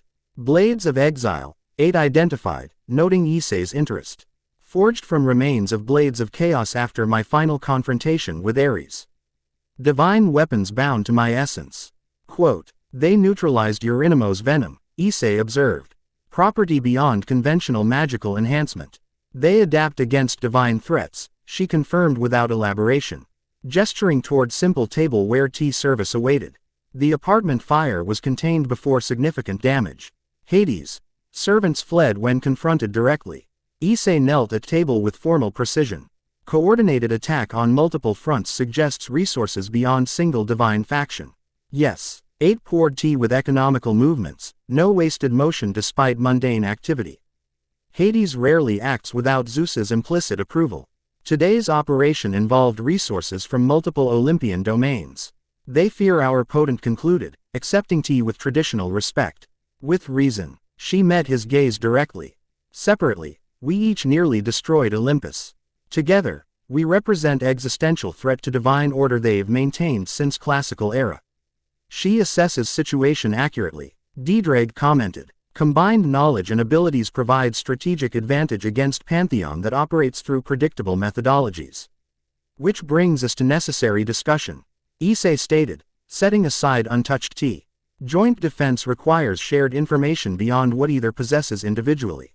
8 nodded once, expression revealing nothing beyond tactical focus. Agreed. I monitored Olympian activities for centuries while you slumbered. You possess knowledge of current supernatural politics through devil connection. Mutual exchange serves both our interests. Issei confirmed. Beginning with fundamental question, why target children as hostages? Divine entities typically consider mortals beneath direct attention unless specific value exists. Something darkened in Ate's amber gaze, memory or emotional response carefully controlled. Tactical selection based on psychological leverage. Gods learned during my campaign that radening innocence, particularly children, provides effective manipulation tool against those with protective instincts. The explanation carried personal weight suggesting experience rather than theoretical understanding. Issei noted this without comment, respecting emotional boundaries while extracting tactical information. Effective strategy, he acknowledged. Though revealing divine will GNESS to target civilians creates justification for proportional response. Gods never understood proportionality, 8 observed with cold certainty. Their perspective spans centuries while mortal lives pass in moments. Individual human suffering means nothing against divine objectives. Then we adapt our approach accordingly. Issei leaned forward slightly, intensity focusing his expression. Defensive positioning protects immediate targets but concedes initiative to opponents. We require offensive capabilities that discourage rather than merely deflect future attacks. Ate's eyes narrowed thoughtfully. You propose direct action against Olympian interests.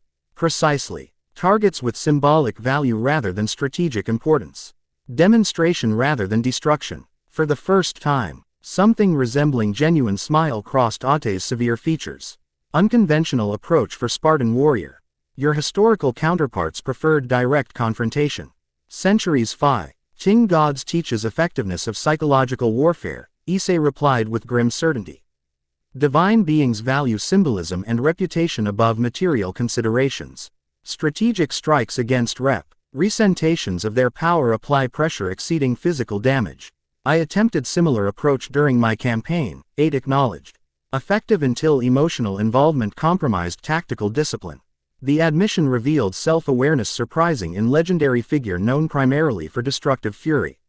Issei recognized valuable insight into potential allies' capabilities and limitations. Then we maintain emotional distance while implementing precision strikes, he suggested. Combined knowledge allows identification of vulnerabilities beyond obvious targets. 8 set down her tea with deliberate motion. Proposal accepted. Alliance formed on these terms. She rose with fluid grace, moving toward weapon display. First practical consideration. You require proper armament beyond draconic transformation. Modern weapons prove ineffective against divine entities, Issei noted, following her movement. Conventional weapons, yes. She removed curved short sword from wall display. Its blade gleaming with subtle reddish tint unlike natural metal. This represents alternative option. She extended the weapon hilt first toward Issei. As his fingers closed around grip, subtle warmth radiated through contact points, recognition rather than threat. Forged from remnants of Ares' armor after I defeated him, 8 explained. Divine bronze infused with godly essence. Active against supernatural entities across pantheons. Issei tested the weapon's balance with practiced assessment.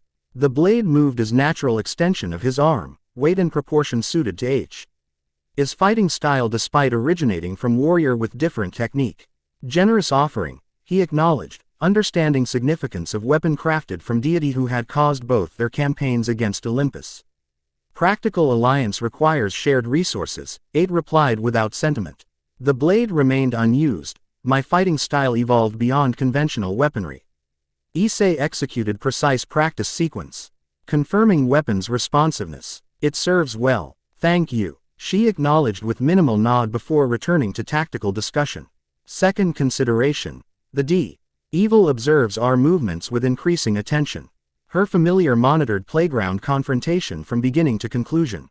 Rias Gremory collects information before making formal recruitment attempt, Issei confirmed. Her offer remains open but pressure increases with each Olympian incursion into her territory. Devils prioritize stability within claimed domains, 8 observed. Conflict with Olympus threatens order she maintains for her own purposes, creating potential third faction in evolving conflict, Issei concluded. Her intentions remain unclear beyond territorial authority and collecting powerful allies. Ate's expression hardened slightly. Devils always serve their own interests first. Current cooperation provides data gathering opportunity while she assesses potential value against associated risks. Accurate assessment based on limited interaction, Issei agreed. Yet tactical reality suggests potential value in controlled alliance with devil faction while confronting Olympian threat. Controlled being operative concept, 8 emphasized with evident skepticism. Devils specialized in manipulative contracts long before modern legal systems existed. Before Issei could respond, perimeter alarm manifested as subtle vibration through structure surrounding them. 8 reacted instantly, moving toward entrance with predatory focus. Barrier breach, she stated. Blades of exile materializing in her hands without visible summoning gesture. Multiple entities approaching from western approach. Divine energy signatures. Issei moved beside her, divine bronze sword ready as he extended draconic senses beyond physical limitations. 8 distinct signatures. Tactical formation suggesting coordinated assault rather than exploratory force. Quote, Olympus escalates beyond testing response to dedicated elimination effort, 8 confirmed, eyes narrowing as she processed tactical options. Defensive position offers advantage. Let them come to us. Agreed. Issei assumed position beside entrance, sword held in classical Spartan stance while left arm remained human in appearance, strategic deception regarding transformation timing. Their ACH pattern suggests familiarity with terrain despite magical barriers. Information leak or magical tracking, 8 suggested, chains from her blades wrapping around her forearms in preparation for combat. Questions for survivors. The clearing before the dojo remained empty for precisely 37 seconds before attack commenced. Rather than direct frontal assault, the enemy employed simultaneous strikes from multiple vectors. Earth erupted from 3 distinct locations as burrowing entities emerged with explosive force. Sky darkened as winged figures descended from previously empty air. Surrounding forest trembled as armored warriors charged through underbrush with coordinated precision. Tactical variety. Issei observed with cold professional assessment. Combined arms approach, utilizing specialized units rather than homogeneous force.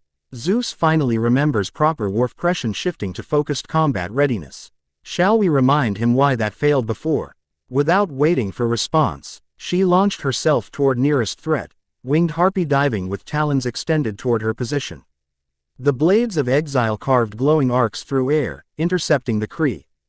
Chure mid-dive and redirecting its momentum into catastrophic impact with Earthen Warrior emerging from ground nearby. Both entities disintegrated into golden dust upon contact. Issei engaged with equal efficiency, meeting armored warriors charged with precisely timed sidestep that positioned him perfectly for counter-strike. Divine bronze blade sheared through supposedly impenetrable armor with deceptive ease, separating head from shoulders in single fluid motion. Without pausing, he redirected momentum into spinning attack that caught second warrior with equal effectiveness. What followed demonstrated why both Issei and 8 had earned legendary status through combat prowess. They fought as individual masters rather than coordinated team, yet somehow maintained perfect spatial awareness. That prevented friendly interference while maximizing offensive coverage. Where 8 employed brutal direct force that overwhelmed defensive capabilities, Issei utilized precision strikes that exploit tactical weaknesses with minimal energy expenditure.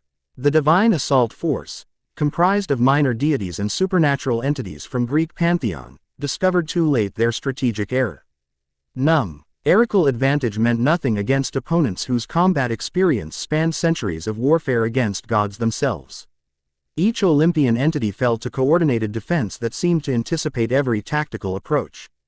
Within 3 minutes, golden dust scattered across clearing represented only evidence of attempted divine incursion. 8 stood amidst this residue, blades of exile humming with energy while her expression revealed satisfaction rather than exertion. Issei maintained equally composed demeanor, divine bronze sword held ready despite apparent conclusion of immediate threat. Probe rather than genuine elimination attempt, he assessed, scanning surroundings for additional threats. Testing combined defensive capabilities before committing significant resources. Standard Olympian approach, 8 agreed. Chains retracting around her forearms as immediate battle ended. Zeus sends expendable assets before risking valuable servants. The attack provides additional information, Drake observed. Olympian forces operate with modern tactical doctrine rather than classical approach, suggesting adaptation during our absence. Escalation follows predictable pattern, Issei noted. Sheathing his weapon as perimeter sensors indicated no further intrusions. Next assault will incorporate lessons from this encounter, improved coordination, specialized countermeasures against observed techniques. Let them come, 8 replied with cold certainty. Each attack reveals more about current Olympian capabilities while providing minimal tactical advantage. Before Issei could respond, distinctive magical signature manifested at clearing's edge, devil energy rather than divine presence. Both warriors turned simultaneously toward this new potential threat, weapons ready but not overtly hostile. Reality distorted briefly as crimson magical circle appeared. From this dimensional doorway stepped Rias Gremory, her school uniform replaced by formal attire befitting devil nobility. Behind her followed white-haired Kaneko and black-haired Akeno, both maintaining respectful distance while clearly ready to defend their leader if necessary. Impressive display, Rias greeted, gesturing toward golden dust still settling around clearing. My familiar observed the entire encounter. Your combat efficiency against divine entities exceeds even legendary accounts. 8's expression hardened to marble stillness. Devil Princess visits unannounced. Unusual protocol. Circumstances necessitate direct approach, Rias replied, meeting Ate's cold gaze without visible intimidation. Olympian incursions into my territory have increased exponentially since your alliance formed. What began as isolated incidents now threatens larger supernatural balance. Your territorial concerns mean nothing against divine vendetta, 8 stated flatly. Perhaps, Rias acknowledged with diplomatic precision. But consider practical reality. Your conflict with Olympus draws increasing attention from multiple supernatural factions. Without formal alliance structure, you face opposition from gods, angels, and potentially other dragons who prefer status quo over divine warfare resuming in modern era. Issei studied the Devil Princess with tactical assessment. You offer such structure through your peerage. I offer legitimacy within supernatural politics, Rias corrected. Quote, protection through established treaties that even Zeus must acknowledge or risk multi-pantheon response to violation. Treaties gods ignore when convenient, 8 observed with evident skepticism. Quote, not without consequence in modern supernatural landscape, Rias countered. The Great War established boundaries even Olympians respect, if only from practical necessity rather than moral constraint. Her argument demonstrated sophisticated understanding of cross-pantheon politics beyond what either Issei or 8 had yet assembled from fragmented modern information. Despite natural caution regarding devil motivations, Issei recognized logical foundation underlying her proposal. You seek to incorporate legendary warriors into your peerage for personal advancement, he stated directly. We seek effective means to counter Olympian aggression without civilian casualties. Potential alignment of interests exists despite different motivations. Rias smiled slightly, appreciation for direct approach evident in her expression. Precisely. Practical alliance need not require absolute trust, merely recognition of mutual benefit through cooperation. 8 remained visibly skeptical, blades of exile still humming with restrained energy. Devils manipulate through contractual obligation. Your peerage system binds members to your authority through magical compulsion. An outdated perspective, Rias replied without defensiveness. Modern devil society evolves beyond historical methods. My peerage operates through mutual respect and negotiated responsibilities rather than forced servitude. She turned toward Issei, recognizing more receptive audience for logical argument. Consider strategic reality. Isolated, you represent significant but limited threat to Olympian interests. Associated with established supernatural faction, you gain political protection, intelligence resources, and legitimate standing within modern supernatural hierarchy. Her argument contains practical merit, Drake acknowledged. Modern supernatural politics operate through complex alliance structures unfamiliar to us after centuries of absence. What specific terms would such alliance entail? Issei asked directly, weighing tactical advantages against potential limitations. Rias appeared pleased by practical approach to negotiation. My peerage requires symbolic membership through evil peace system. Magical chess pieces that establish formal connection. You would receive pawn designation reflecting versatile combat potential rather than hierarchical standing. And restrictions accompanying this designation. Issei pressed. Primarily territorial responsibility, contributing to defense of Kuo region against supernatural threats while respecting established boundaries with other factions. Administrative requirements remain minimal for experienced combatants. Ate's skepticism remained evident in her rigid posture. You offer solution through submission to different authority. Trading Olympian oppression for devil politics. Quote, I offer pragmatic framework within established supernatural order, Rias corrected. One that accommodates your vendetta while providing protection against unnecessary civilian casualties. Her argument specifically addressed concerns demonstrated during playground confrontation, revealing both thorough information gathering and tactical understanding of her potential recruits' priorities. Before either warrior could respond, she continued with diplomatic precision. Consider today's events from alternative perspective. Without territorial protection, Olympian forces tracked you to isolated location and launched direct assault. With devil association, such aggression would constitute formal violation of cross-pantheon treaty, triggering potential response from multiple supernatural factions with vested interest in maintaining established boundaries. The strategic logic proved difficult to dismiss despite natural caution regarding devil motivations. Issei exchanged brief glance with 8. Noting subtle shift in her expression from outright rejection toward calculated assessment. Your offer requires consideration beyond immediate tactical response, Issei stated finally. Terms must be explicitly defined before formal commitment. Of course. Rias produced small card from pocket, extending it toward them. This contains secure communication method for when you've reached decision. I respect warriors of your caliber too much to demand immediate response to complex proposition. The diplomatic approach, avoiding pressure tactics, while demonstrating respect for their agency, revealed sophistication beyond mere manipulation. Issei accepted the card with formal acknowledgement while 8 maintained watchful neutrality.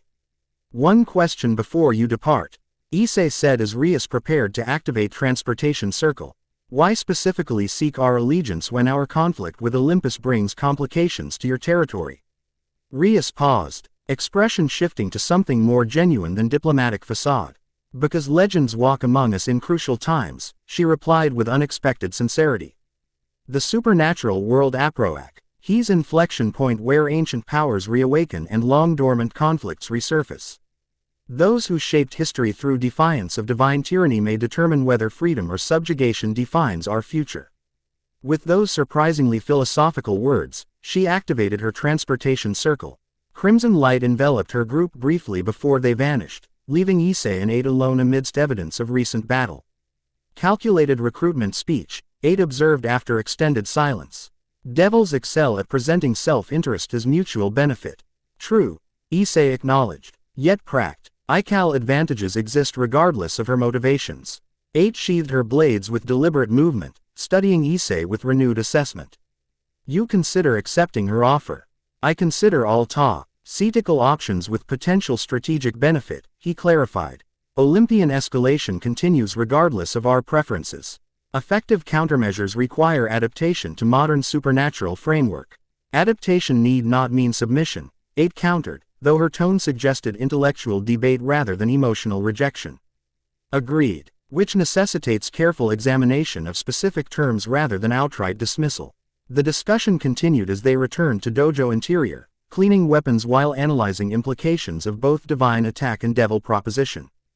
Despite different temperaments and combat philosophies, their strategic assessment developed with surprising harmony, 2 legendary warriors finding common ground through shared opposition to divine tyranny. Outside, golden dust scattered on mountain breeze, temporary evidence of divine conflict that had raged for millennia and now resumed in modern era with unforeseen complications and potential allies. Nay, either warrior could have anticipated during their original campaigns against Olympus. The alliance between Dragon and Ghost of Sparta had been forged in blood and bronze. Whether it would expand to include Devil Princess remained question whose answer would reshape supernatural politics beyond any single Pantheon's control. Chapter 2 End Chapter 3, Divine Politics. The Crimson Transportation Circle dissolved, depositing Rias and her companions in the private study of Gremory Manor. Ornate bookshelves lined walls stretching 2 stories high, ancient texts bound in materials no human library would recognize. A massive desk carved from a single piece of midnight black wood dominated the center, its surface covered with maps, documents, and magical monitoring devices tracking supernatural activity throughout Kuo territory. Well, Rias asked, turning to her queen as the magical energies dissipated. Akano Himahima brushed an imaginary speck from her sleeve before responding. Impressive combat efficiency. Their coordination suggests centuries of battlefield experience rather than mere power. Kaneko, Rias prompted. The white-haired girl's expression remained impassive, but her assessment proved characteristically direct. The dragon smells of ancient blood and controlled rage. The ghost woman radiates divine energy corrupted by vengeance. She paused, amber eyes narrowing slightly. Both could kill us before our magic activated. Yet they didn't, Rias noted, settling into the chair behind her desk. Despite our unannounced arrival immediately following combat, tactical restraint, Akano suggested. They assessed threat level before determining response. Precisely. Rias manipulated a magical monitoring sphere hovering above her desk, conjuring images of recent battle between Olympian forces and the 2 warriors. Observe their combat methodology. The Dragon of Sparta fights with disciplined efficiency, no wasted movement, each strike precisely calculated for maximum effect. The Ghost of Sparta employs overwhelming force but channels it with surprising control. You still intend to recruit them? Kaneko asked, skepticism evident despite her monotone delivery. More than ever. Rias leaned forward, azure eyes intensifying as she studied the combat replay. What we witnessed wasn't merely physical prowess, it was strategic brilliance applied through perfect execution. Warriors who challenged gods and nearly succeeded. Imagine such capabilities directed toward our objectives. Akano's expression revealed measured concern. The ancient texts describe both figures as forces of destruction who left devastation across entire pantheons. Their vendettas against Olympus cost countless lives, divine and mortal alike. Context matters, Rias countered. Both fought against divine oppression during eras when gods ruled through fear and subjugation. Their methods reflected necessity against opponents who acknowledged no limitations or accountability. And you believe they've evolved beyond such extremes? Akeno pressed. I believe they've adapted with time and experience. Rias gestured toward the images, where Issei deliberately positioned himself between Olympian attackers and the forest edge, protecting potential civilian hikers despite no evident presence. The dragon demonstrates strategic consideration of collateral damage. The ghost shows restraint despite her legendary rage. Both represent calculation beyond mere destruction. Kaneko moved to the window overlooking the Gremory estate's extensive grounds. Sirzek's Sam. A will question recruiting legendary figures with unresolved divine vendettas. The peace treaties are explicit regarding cross-pantheon conflicts, which is precisely why their recruitment becomes necessary rather than merely advantageous. Rias dismissed the monitoring sphere with a gesture. Olympian forces violated treaty boundaries 3 times in the past week. Zeus tests our response capability. While maintaining plausible deniability through minor agents. Without demonstrable deterrent, such incursions will escalate. The political implications extend beyond territorial defense, Akeno observed, settling gracefully into a chair opposite Rias. House Phoenix continues pressing your engagement to Riser despite your objections. Recruiting legendary warriors searing your independent authority. A secondary benefit, Rias acknowledged with slight smile. Though watching Riser's expression when introduced to the Dragon of Sparta would prove entertaining. Rare amusement flickered across Kaneko's features. His arrogance deserves such correction. The light moment faded as Rias returned to tactical considerations. We must prepare for their decision. Either outcome requires adaptation of current strategy. You anticipate refusal? Akeno inquired. I anticipate careful negotiation, Rias corrected. Warriors of their caliber don't commit without thorough assessment. He dragon particularly, his Spartan heritage emphasizes strategic alliance rather than emotional commitment. A delicate chime interrupted their discussion. The ornate grandfather clock across the room glowed briefly as its face transformed into communication portal. Within the dimensional window appeared the aristocratic features of Graphia Lucifuge, silver-haired, impeccably composed, her maid-I form belying her status as queen to Sirzek's Lucifer and arguably the strongest female devil in the underworld. Lady Rias, she greeted with formal precision. Your brother requests immediate conference regarding recent developments within your territory. Rias maintained neutral expression despite internal concern. I'll prepare transportation circle. Unnecessary, Graphia interrupted. Lo, Road Sirzek arrives presently to address matters directly. The communication ended before Rias could respond, a deliberate power move signaling the seriousness of the situation. She exchanged meaningful glance with Akeno, both recognizing the implications of Sirzek's Lucifer personally traveling to human world rather than summoning Rias to underworld. Prepare appropriate reception, Rias instructed, rising from her desk. And notify Yudo to suspend patrol activities until further notice. As Akeno departed to implement these directives, Rias moved to the large beveled mirror dominating one wall. With practiced gesture, she activated its magical properties, transforming reflective surface into tactical display showing supernatural activity throughout Kuo territory. Multiple colored indicators represented different factions, predominantly crimson for devil presence, but increasingly interspersed with gold signatures indicating Olympian entities. They're establishing observation points throughout the region, she murmured, noting pattern distribution. Strategic positioning rather than random incursion. Zeus prepares for something significant, Kaneko observed from beside her. Having moved with characteristic silence. The dragon's awakening catalyzed escalation beyond territorial probing. Yet they avoid direct confrontation with devil forces, Rias noted, manipulating display to highlight movement patterns. Their targets remain consistently focused on the dragon and ghost specifically. Personal vendetta, Kaneko suggested. Divine pride demanded satisfaction. Perhaps. Rias studied the tactical display with increasing concern. Though historical accounts suggest Zeus employs personal vendettas as convenient cover for strategic objectives. Further Lysis halted as powerful magical presence materialized outside the manor. Unlike transportation circles requiring preparation, this arrival simply imposed itself upon reality, space acknowledging the of certain beings to appear where they wished through sheer metaphysical authority. Rias straightened her attire and composed her expression into appropriate respectful neutrality. Despite family connection, interaction with Satan-class devil required diplomatic precision, particularly when territorial jurisdiction became topic of discussion. The study doors opened without physical contact. Sears Lucifer entered with casual grace that belied his position as one of the 4 ruling Satans of the underworld. Crimson hair matching Rias's own framed aristocratic features currently arranged. In pleasant smile that didn't quite reach calculating eyes. Behind him followed Graphia, her expression professionally impassive despite the unusual circumstances of their arrival. "Dear sister," Sears greeted warmly, embracing Rias with genuine affection despite formal occasion. "Your territory grows increasingly interesting by the day." "Brother," Rias acknowledged, returning embrace Bree. "Fly before establishing appropriate distance. Your unexpected visit suggests concerns beyond routine administrative oversight." Sears laughed lightly, the sound pleasant yet somehow containing subtle warning. "Direct as always. One of your most admirable qualities." He gestured dismissively, and the study doors closed without visible mechanism.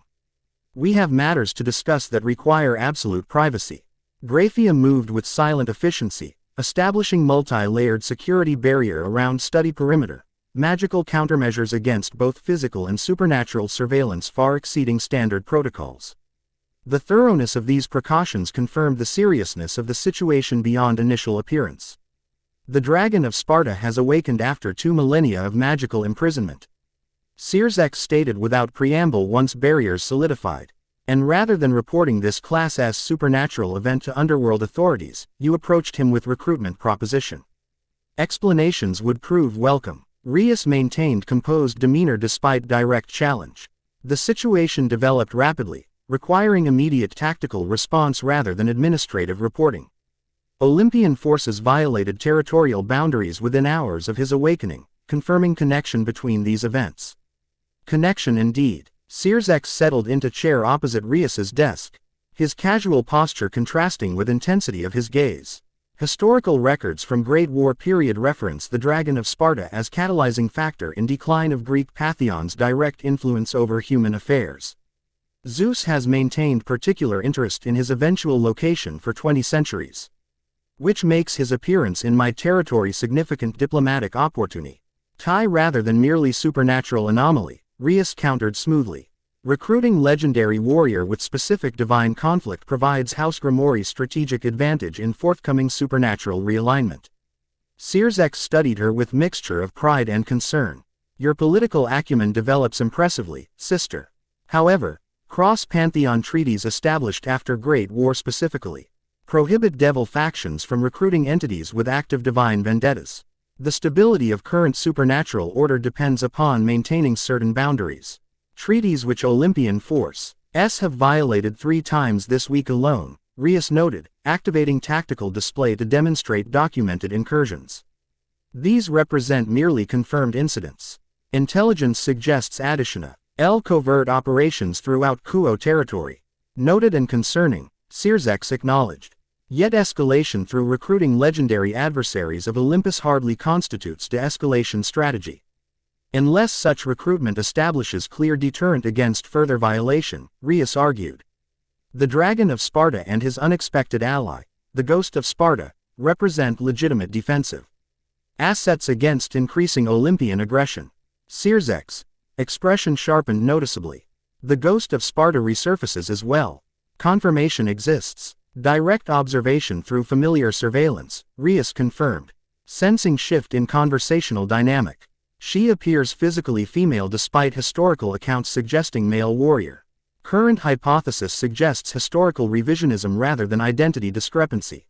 Fascinating development. Sears exchanged meaningful glance with Graphia before continuing. "The coincidental appearance of both legendary adversaries of Olympus suggests factors beyond random supernatural awakening." "My assessment exactly," Rias agreed. "Which necessitates proactive bureaucratic reporting. These warriors represent unaffiliated supernatural entities with significant combat capabilities and direct divine conflict. Without formal association to established faction, they operate outside treaty protections, creating diplomatic vulnerabilities Zeus appears eager to exploit. Sears smiled slightly, appreciation for her reasoning evident despite continued concern. Your strategic justification demonstrates admirable foresight. However, practical complications extend beyond mere treaty technicalities. The Dragon of Sparta hosts Dedrag, the Red Dragon Emperor whose power rivals Satan-class entities when fully manifested. Introducing such capability into Devil Peerage system creates unprecedented magical considerations, which explains your personal interest beyond administrative oversight, Rias observed. The potential magical consequences concern you more than diplomatic complications. Both merit significant attention, Sears corrected. However, the immediate concern involves practical methodology. Standard Evil Pi Issei's system wasn't designed to incorporate draconic entities of Heavenly Dragon classification. The power disparity creates magical compatibility issues requiring specialized adaptation. Rias process ed this information with measured surprise. Her brother rarely shared technical limitations of Devil systems, particularly regarding peerage mechanics. His willingness to discuss such matters indicate both seriousness of situation and unexpected opportunity. You've anticipated this possibility, she concluded, which suggests solution exists beyond standard implementation. Theoretical solution, Sears qualified. Developed during initial Evil Piece system design but never implemented due to absence of appropriate test subject. He gestured to Graphia, who produced ornate box from dimensional storage space. The container itself radiated powerful magic, layered enchantments creating visible distortion in surrounding air. When opened, it revealed chess piece unlike any Rias had enku. NTERED despite extensive familiarity with peerage system. The pawn piece appeared standard in configuration but pulsed with crimson energy that synchronized eerily with her own magical signature. Mutation piece, Sears explained. Specifically calibrated for entities whose power classification exceeds standard parameters. This particular variant contains capacitive enchantment designed to ACC. Amidate draconic energy signature while maintaining requisite connection to King Piece. Rias studied the artifact with appropriate caution. The implications extend beyond single recruitment. This represents significant advancement in peerage system capabilities. Precisely why approval comes directly from Ajuka Beelzebub rather than standard administrative channels, Sears confirmed. Our recruitment strategy aligns with certain research interests regarding system limitations. The carefully neutral phrasing revealed political subtext Rias immediately recognized. Ajuka Beelzebub, creator of Evil Piece system and arguably the most intellectually formidable devil in existence, rarely involved himself in routine peerage matters. His interest suggested implications beyond mere recruitment of powerful warrior. The dragon's acceptance remains speculative, Rias noted, maintaining diplomatic caution despite obvious opportunity. His Spartan heritage emphasizes independence and strategic alliance rather than formal subordination. Yet Spartan military structure simultaneously valued clearly defined hierarchy and unified command, Sears countered. Historical accounts describe their effectiveness stemming from disciplined coordination rather than individualistic heroism. True, Rias acknowledged, though reconciling ancient Spartan values with modern Devil peerage dynamics presents significant diplomatic challenge. A challenge suited to your particular talents, Sears observed with genuine confidence. Your approach to peerage development has consistently emphasized mutual respect and strategic partnership rather than traditional master-servant dynamics. The compliment carried sincere appreciation despite political context. Rias accepted it with appropriate grace while recognizing implicit directive beneath fraternal encouragement. Sears, and by extension, Devil leadership, wanted the Dragon of Sparta incorporated into established system rather than operating as independent agent with unpredictable agenda. What of the ghost? Rias inquired. Historical accounts suggest divine essence rather than merely enhanced mortal. Standard Evil Piece compatibility seems unlikely. Correct assessment, Sears confirmed. Her unique metaphysical composition creates insurmountable integration barriers within current system parameters. However, formal alliance remains possible through alternative diplomatic frameworks should direct incorporation prove impractical. The conversation continued with increasing technical detail regarding implementation strategies and diplomatic considerations. Throughout this exchange, Rias recognized the underlying message beneath administrative discussion. Her brother officially sanctioned recruitment (FO)RTS while simultaneously establishing monitoring protocols that ensured underworld leadership maintained awareness of potential complications. As their conference concluded, Sears prepared for departure with characteristic efficiency. The casual warmth of his arrival transformed into more formal diplomatic closure. One final observation, he noted as transportation circle formed beneath him. Historical accounts of both the dragon and ghost emphasize their tactical brilliance beyond mere combat prowess. Their perception likely extends beyond obvious recruitment motivations to underlying political implications. I've operated with that assumption throughout our interactions, Rias confirmed. Excellent. Sears smiled with genuine pride despite diplomatic context. Then remember, that respect for their perception represents your strongest recruitment asset. Warriors who challenge gods directly recognize manipulation instinctively, but might appreciate honesty regarding mutual benefit. With that parting insight, the transportation circle activated, removing Sears and Graphia from the study and leaving Rias alone with the mutation piece and considerable strategic implications to consider. The Occult Research Club room, public facade for Rias's devil operations within Kuo Academy, had been prepared with appropriate formality for significant diplomatic negotiation. Traditional magic circles inscribed on hardwood floor provided both ceremonial atmosphere and practical security against potential surveillance. Elegant furnishings arranged to convey respect without ostentatious display. Refreshments selected to acknowledge cultural preferences while maintaining appropriate hospitality standards. Rias surveyed these preparations with critical eye, noting O's attention to detail with appreciation. Everything appears satisfactory. Has Kiba returned from reconnaissance? Just arrived, Akeno confirmed, adjusting flower arrangement with precise movement. He reports increased Olympian observation posts established throughout city perimeter. No direct incursion, but tactical positioning suggests preparation for coordinated action rather than mere surveillance. Consistent with intelligence from other sources, Rias noted, mentally adjusting strategic calculations. Zeus prepares contingencies should our negotiations succeed. Appropriate count. Our measures must be implemented regardless of outcome. And should negotiations fail, Akeno inquired with characteristic directness. Then we adapt accordingly, Rias replied smoothly. House Gremory. Wise diplomatic strength lies in flexibility rather than rigid insistence. If formal incorporation proves impractical, alternative alliance structures remain viable. The conversation paused as family. AR magical signature approached clubhouse perimeter. The boundary detection sisterate of architecture, registered approved entry as Kiba Yudo entered.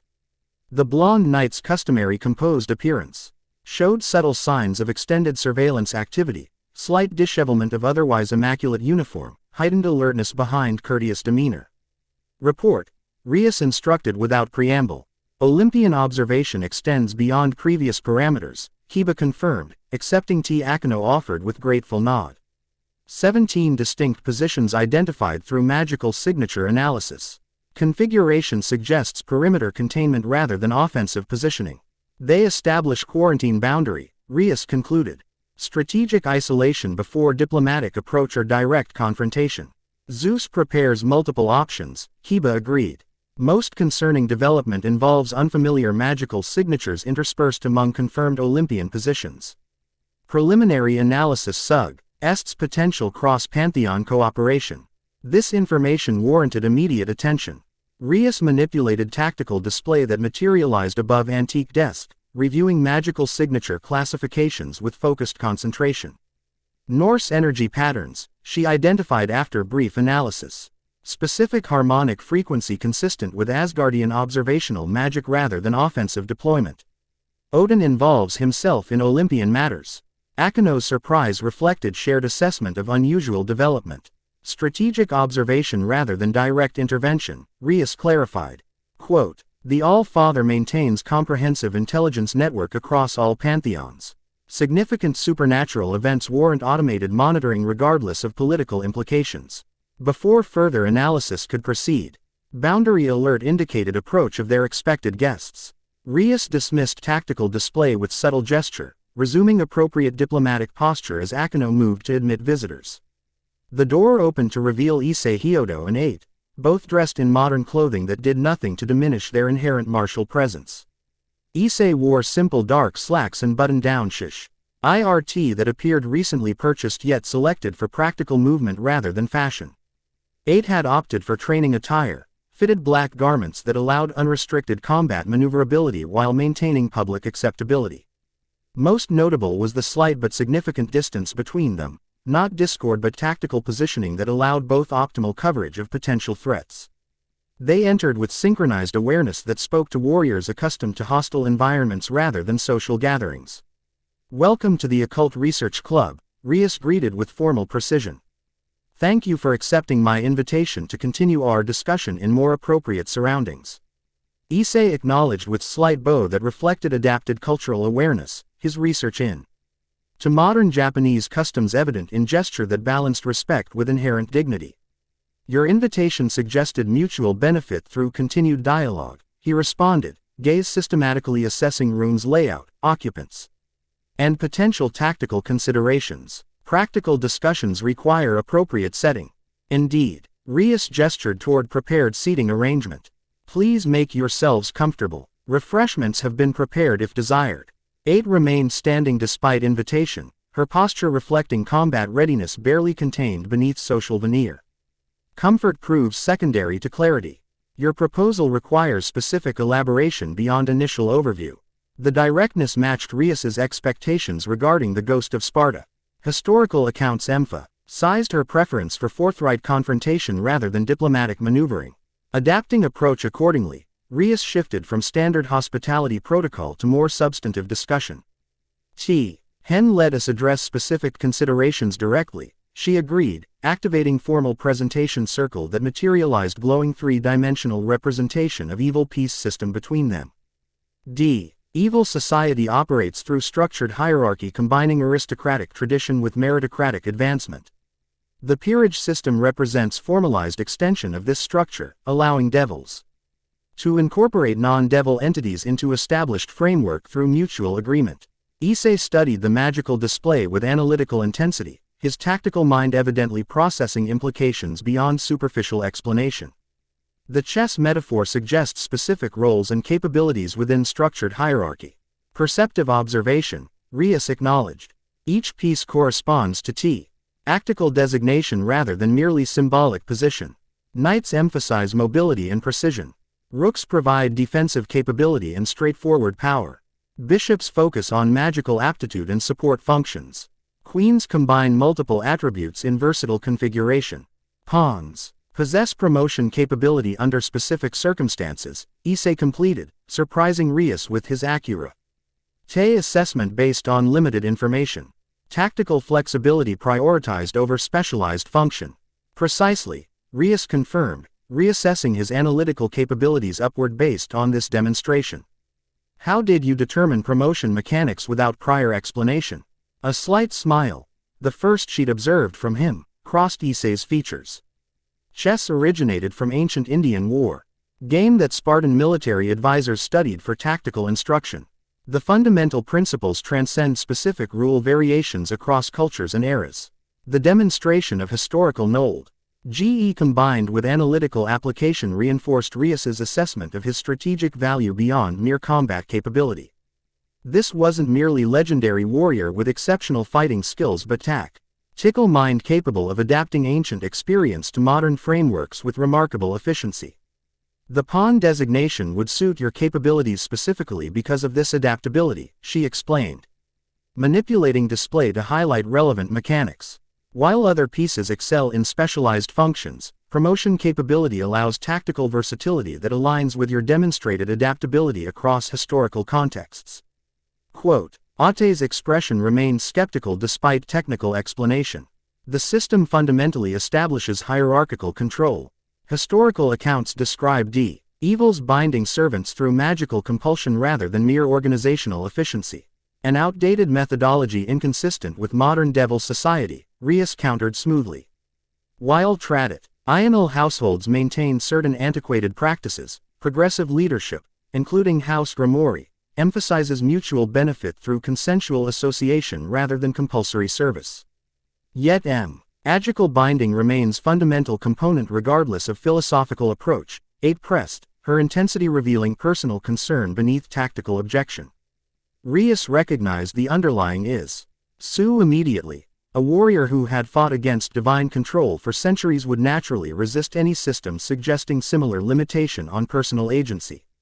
Addressing this concern directly rather than through diplomatic deflection represented optimal approach.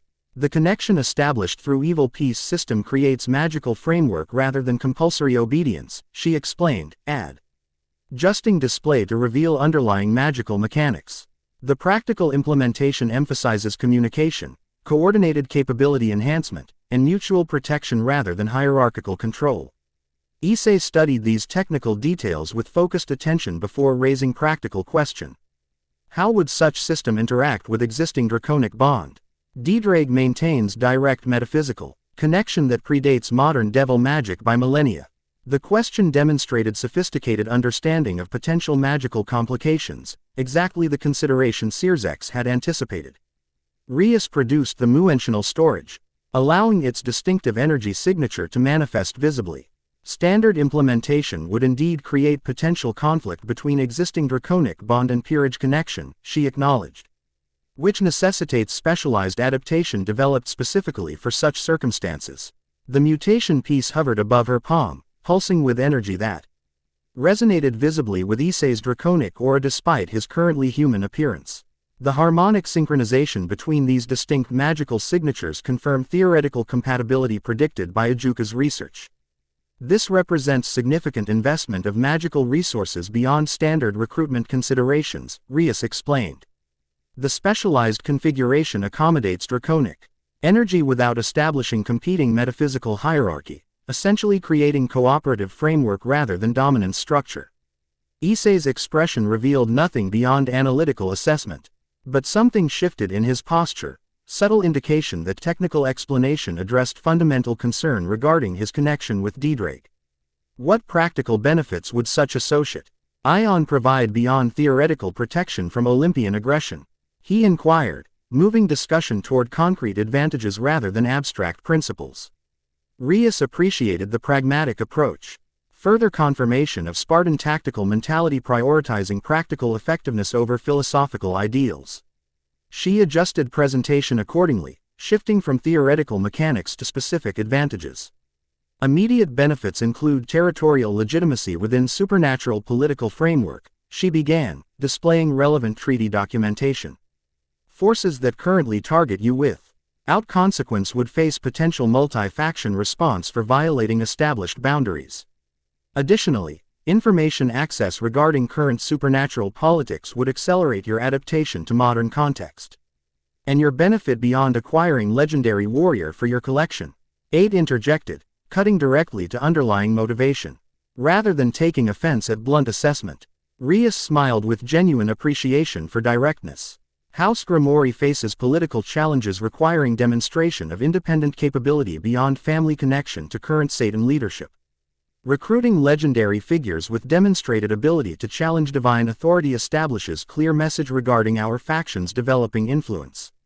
The honest acknowledgement of political motivation appeared to register positively with both warriors, confirmation that straightforward approach represented optimal diplomatic strategy when dealing with individuals who had faced deviant manipulation throughout their histories. Your brother visited recently, Issei observed with surprising perception. His magical signature lingers despite thorough containment efforts. Satan class S power leaves distinctive resonance that even careful cleaning cannot fully eliminate. The observation demonstrated supernatural awareness beyond expected parameters. Rias reassessed optimal transparency level based on this demonstration. Correct, she acknowledged without attempting deception. Searsex Lucifer, current Satan responsible for foreign affairs and my older brother, personally authorized specialized recruitment protocol given unique circumstances surrounding your awakening and subsequent Olympian response. Underworld leadership takes direct interest in our potential alliance, Issei translated.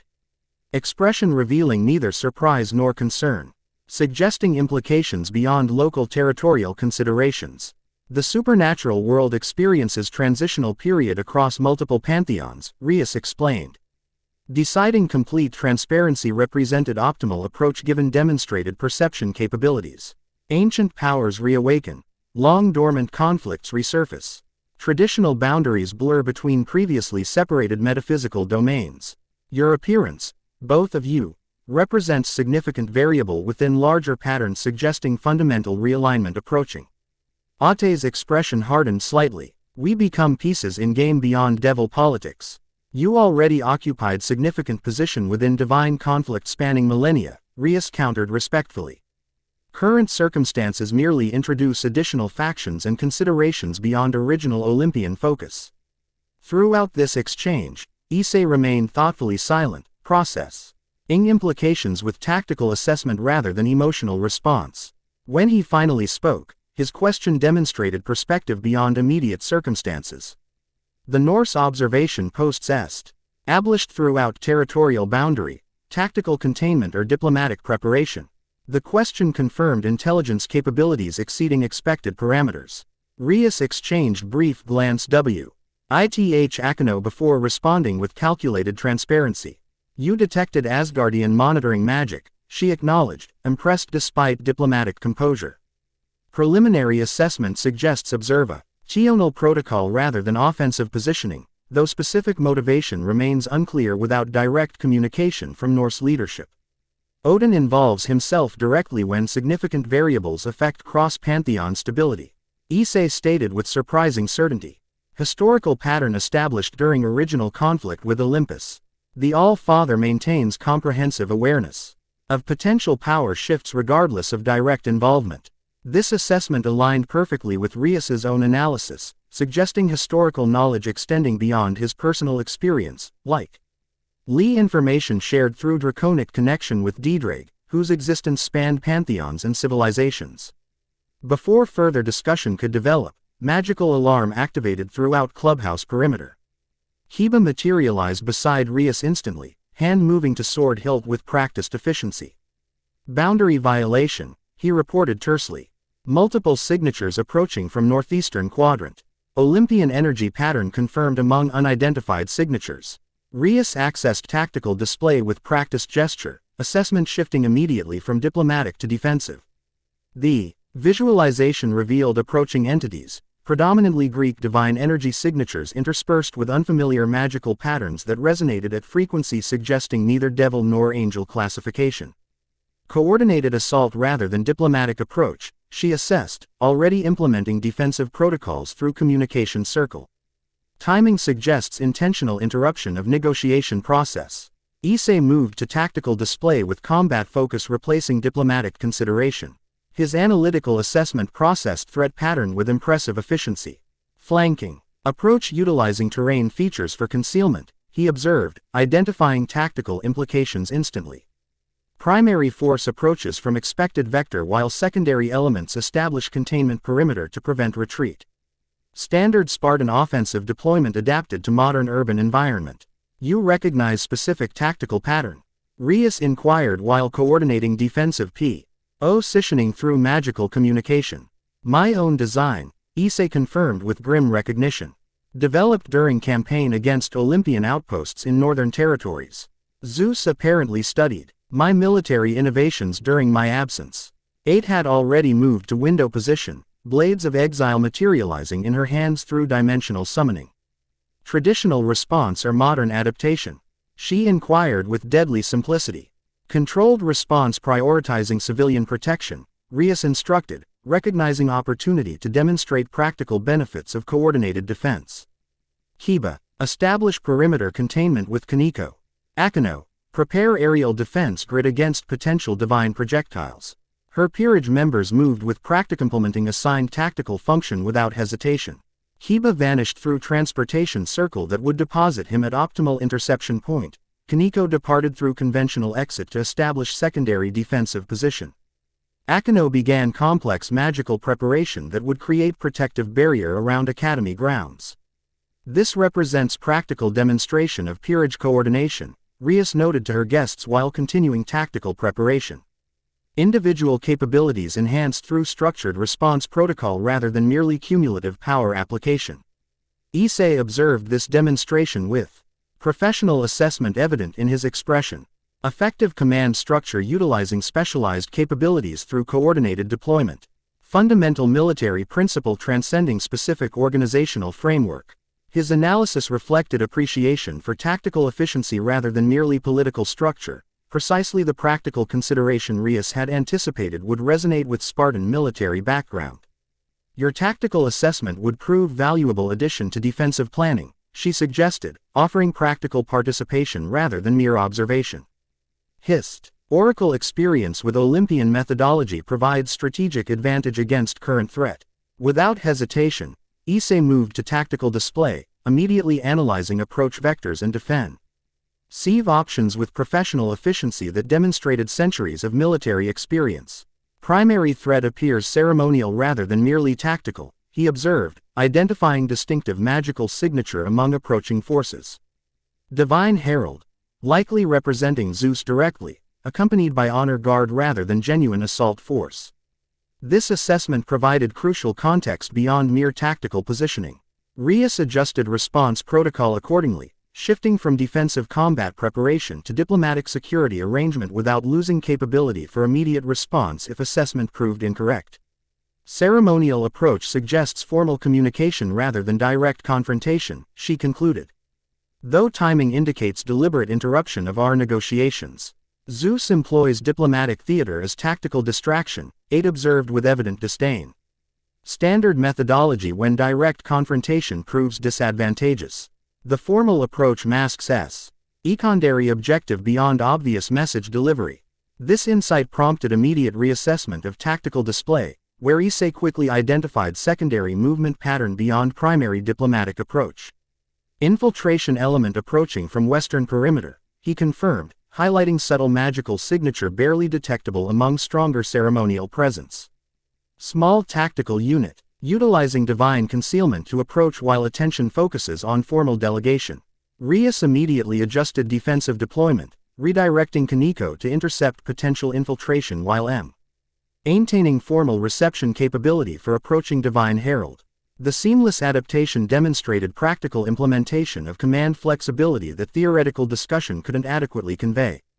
Defensive repositioning complete, she confirmed, straightening her attire with practiced gesture that transformed her appearance from tactical commander to aristocratic diplomat without visible effort. Shall we receive Zeus's messenger with appropriate formality while our secondary elements address his less official representatives? The question carried practical implication beyond mere diplomatic protocol, offering opportunity for both Issei and Aid to participate in coordinated response that demonstrated potential benefits of formal alliance without requiring immediate commitment. Issei exchanged brief glance with Aid before responding with decisive clarity. We'll observe formal diplomatic approach while maintaining awareness of secondary objectives. Practical demonstra. Cheon of coordinated response provides valuable assessment opportunity. This agreement, limited but significant, represented crucial first step toward potential alliance beyond mere theoretical discussion. Rias acknowledged with appropriate gravity while establishing formal reception configuration within clubhouse main hall. As divine presence approached academy grounds, the practical implementation of supernatural politics transcended theoretical discussion, creating concrete demonstration of potential benefits through coordinated response rather than isolated confrontation. Whether this practical example would prove sufficient to overcome centuries of independence remained uncertain, but Rias recognized valuable progress beyond initial diplomatic overture. The game of divine politics continued its complex evolution, with chess pieces both literal and metaphorical assuming positions across supernatural landscape that extended far beyond single territorial boundary or pantheon allegiance. The Divine Herald materialized at Academy entrance with theatrical flourish that transformed ordinary school grounds into momentary reflection of Mount Olympus itself. Marble columns erupted from manicured lawn. Golden light suffused surrounding air. The scent of ambrosia and otherworldly flowers replaced mundane atmospheric composition. Through this temporarily transformed reality Ode figure whose appearance combined classical Greek aesthetic with modern diplomatic functionality. Standing 7 feet tall with perfect proportional harmony, the herald wore formal chiton accented by modern tailoring that created hybrid impression of ancient tradition adapted to contemporary context. His features displayed inhuman perfection, symmetry beyond mortal possibility, golden eyes that literally glowed with divine light. Skin with subtle luminescence suggesting metaphysical nature beyond physical matter. Hermes, Issei identified immediately, recognition evident despite the god's modernized appearance. Divine messenger and Zeus's diplomatic representative during our original conflict. His presence suggests direct communication from Olympian leadership rather than merely regional representative. Correct assessment, Rias confirmed, having encountered the messenger god during previous cross-pantheon gatherings. Though his appearance here rather than formal diplomatic NL represents intentional protocol violation suggesting specific tactical objective. From observation position within clubhouse, they watched as Kiba intercepted the divine herald with perfect foe. RMAL precision, night-fulfilling diplomatic function through practiced protocol that balanced respect with clear territorial authority. The young devil demonstrates admirable composure, 8 observed with unexpected approval. Maintaining appropriate diplomatic framework while establishing clear boundary parameters. Through magical monitoring, they observed initial exchange, formal identification, purpose declaration. Request for audience with territorial authority. Kiba's responses followed precise diplomatic protocol while subtly establishing timeframe that allowed defensive preparations to complete before formal reception. Meanwhile, Rias monitored secondary tactical display showing Kaniko's interception of infiltration team attempting to approach from western perimeter. The white H-aired rook moved with characteristic efficiency, neutralizing divine concealment through direct physical confrontation that forced hidden entities to either retreat or reveal themselves directly. Defensive elements function effectively despite significant power disparity, Issei noted with professional assessment. Tactical positioning compensates for individual limitation through coordinated response protocol. The fundamental principle underlying peerage system beyond mere hierarchical structure, Rias explained, recognizing practical demonstration communicating concept more effectively than theoretical explanation. Each member contributes specialized capability within coordinated framework thal effectiveness through strategic deployment. As Hermes completed formal approach protocol, Rias prepared for direct reception within clubhouse main hall. The space had been rapidly reconfigured to appropriate diplomatic setting, formal seating arrangement, traditional hospitality elements, and subtle but significant magical reinforcement against potential divine interference. Observation position or direct participation. She inquired of her guests, offering legitimate choice rather than presumptive inclusion. Direct participation, Issei decided after brief consideration. Zeus sends his messenger specifically because of our presence. Diplomatic effectiveness requires acknowledging obvious motivation rather than maintaining pretense of coincidental timing. Ate's expression suggested preference for less diplomatic approach, but she nodded agreement with Issei's assessment. Confronting messenger directly reveals more than avoiding obvious provocation. With arrangements confirmed, Rias activated formal reception protocol. The clubhouse doors opened through ICAL mechanism rather than physical contact, admitting Kiba escorting Divine Herald with perfect ceremonial precision. Hermes entered with characteristic grace that somehow conveyed both genuine diplomatic courtesy and subtle condescension simultaneously, hallmark of divine interaction with lesser, supernatural entities. Lady Rias Gremory, territorial representative of House Gremory and Administrator of Kuo region under authority of current Satan leadership, Kiba announced with formal precision. May I present Hermes Argiphonts, Divine Herald of Olympus, Messenger of Zeus, God of Boundaries and Transitions. Who requests formal audience regarding matters of cross-pantheon concern. Messenger Hermes is welcome within our territory under diplomatic protection, Rias responded with equally precise protocol. Each word carrying specific legal meaning within supernatural diplomatic framework. House Gremory acknowledges Olympian communication rights while maintaining territorial sovereignty under established treaty parameters. The formal exchange completed required diplomatic preamble, establishing clear legal framework that prevented either side from claiming procedural violation regardless of subsequent discussion content. Hermes acknowledged with slight bow that managed to convey respectful recognition without conceding any hierarchical position. Lady Gremory, he greeted. Voice carrying harmonic quality that identified divine nature beyond physical appearance. Your hospitality honors ancient traditions of diplomatic exchange between distinguished houses. His E shifted deliberately toward Issei and ate, golden eyes assessing with intensity beyond polite diplomatic facade. And how fascinating to discover such distinguished guests already enjoying your hospitality. The Dragon of Sparta and the Ghost of Sparta, legendary adversaries of Olympus united under devil protection. Truly remarkable coincidence. Coincidence suggests random alignment of independent factors, Rias countered smoothly. Strategic alliance based on mutual interest represents more accurate description of current circumstances. Hermes smiled with genuine amusement rather than diplomatic pretense. Directness refreshes diplomatic exchange so often burdened by unnecessary obfuscation. Then let us proceed with equal clarity. Lord Zeus observes recent developments within Devil Tay. Ritter with significant concern regarding established treaty parameters. Specific concerns merit specific identification, Rias prompted, maintaining formal protocol while steering conversation toward substantive content. Gladly provided, Hermes gestured casually, manifesting glowing scroll that hovered before him with theatrical flourish. Treaty of Supernatural Accord, Section 7, Para. Graph 12 specifically prohibits established factions from recruiting entities with active divine vendettas for purpose of pursuing said vendettas through proxy engagement. He turned toward Issei and ate with exaggerated surprise. Yet here stand two legendary figures whose very identities were forged through conflict with Olympus, apparently engaged in recruitment negotiations with Devil representative. Concerning development requiring immediate clarification before unfortunate misunderstandings escalate unnecessarily. The diplomatic framing barely disguised obvious threat beneath formal terminology. Before Rias could formulate appropriate response balancing treaty obligations against territorial sovereignty, Issei stepped forward with surprising diplomatic poise.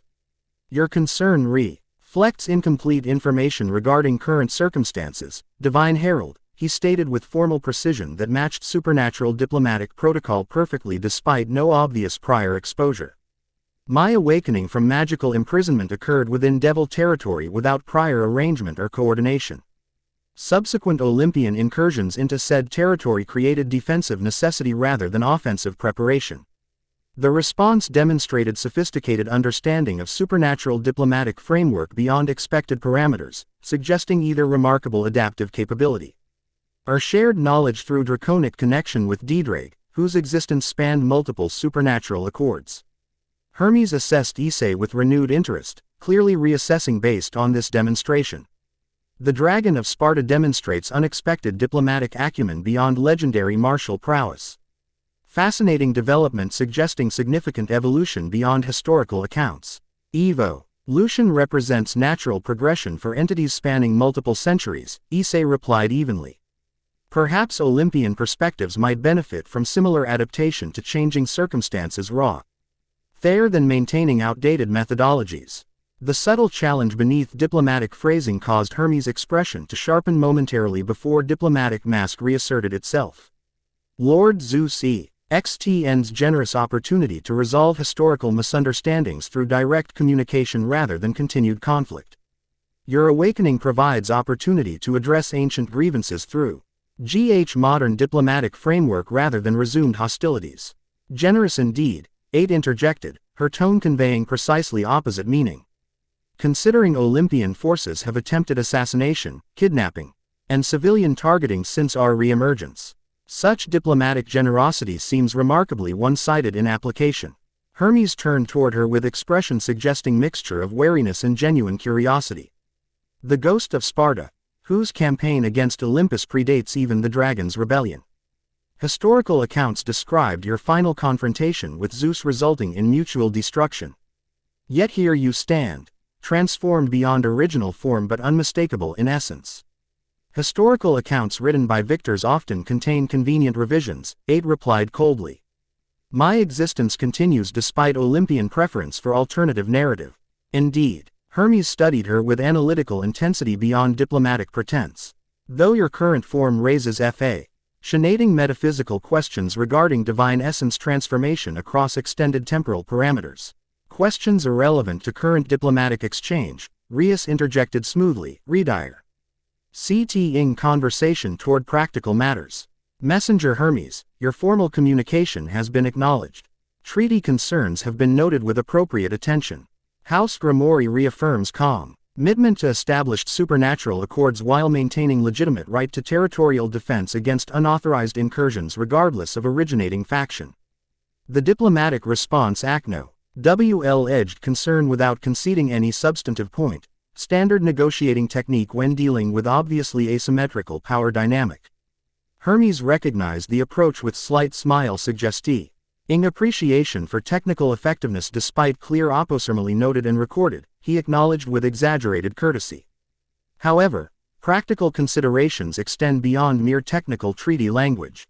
Lord Zeus authorizes specific proposal addressing unique circumstances surrounding these legendary figures. He turned toward Issei and ate directly, diplomatic pretense dropping to reveal more genuine communication. Olympus offers formal amnesty regarding historical conflicts in exchange for non-aggression pact moving forward. Ancient grievances formally addressed through Supern. A Tural accord rather than continued vendetta. Zeus himself would acknowledge past excesses while establishing new relationship based on mutual recognition rather than historical antagonism. The oath, unexpected in both content and directness, created momentary silence as its implications registered with all present. Rias observed her guests carefully, noting their reactions provided valuable insight into fundamental motivations beyond tactical considerations. Issei's expression revealed nothing beyond diplomatic neutrality, though subtle tension in his posture suggested internal dialogue. Ely consultation with Didraig regarding historical context beyond his personal experience. Ate's reaction proved more visible.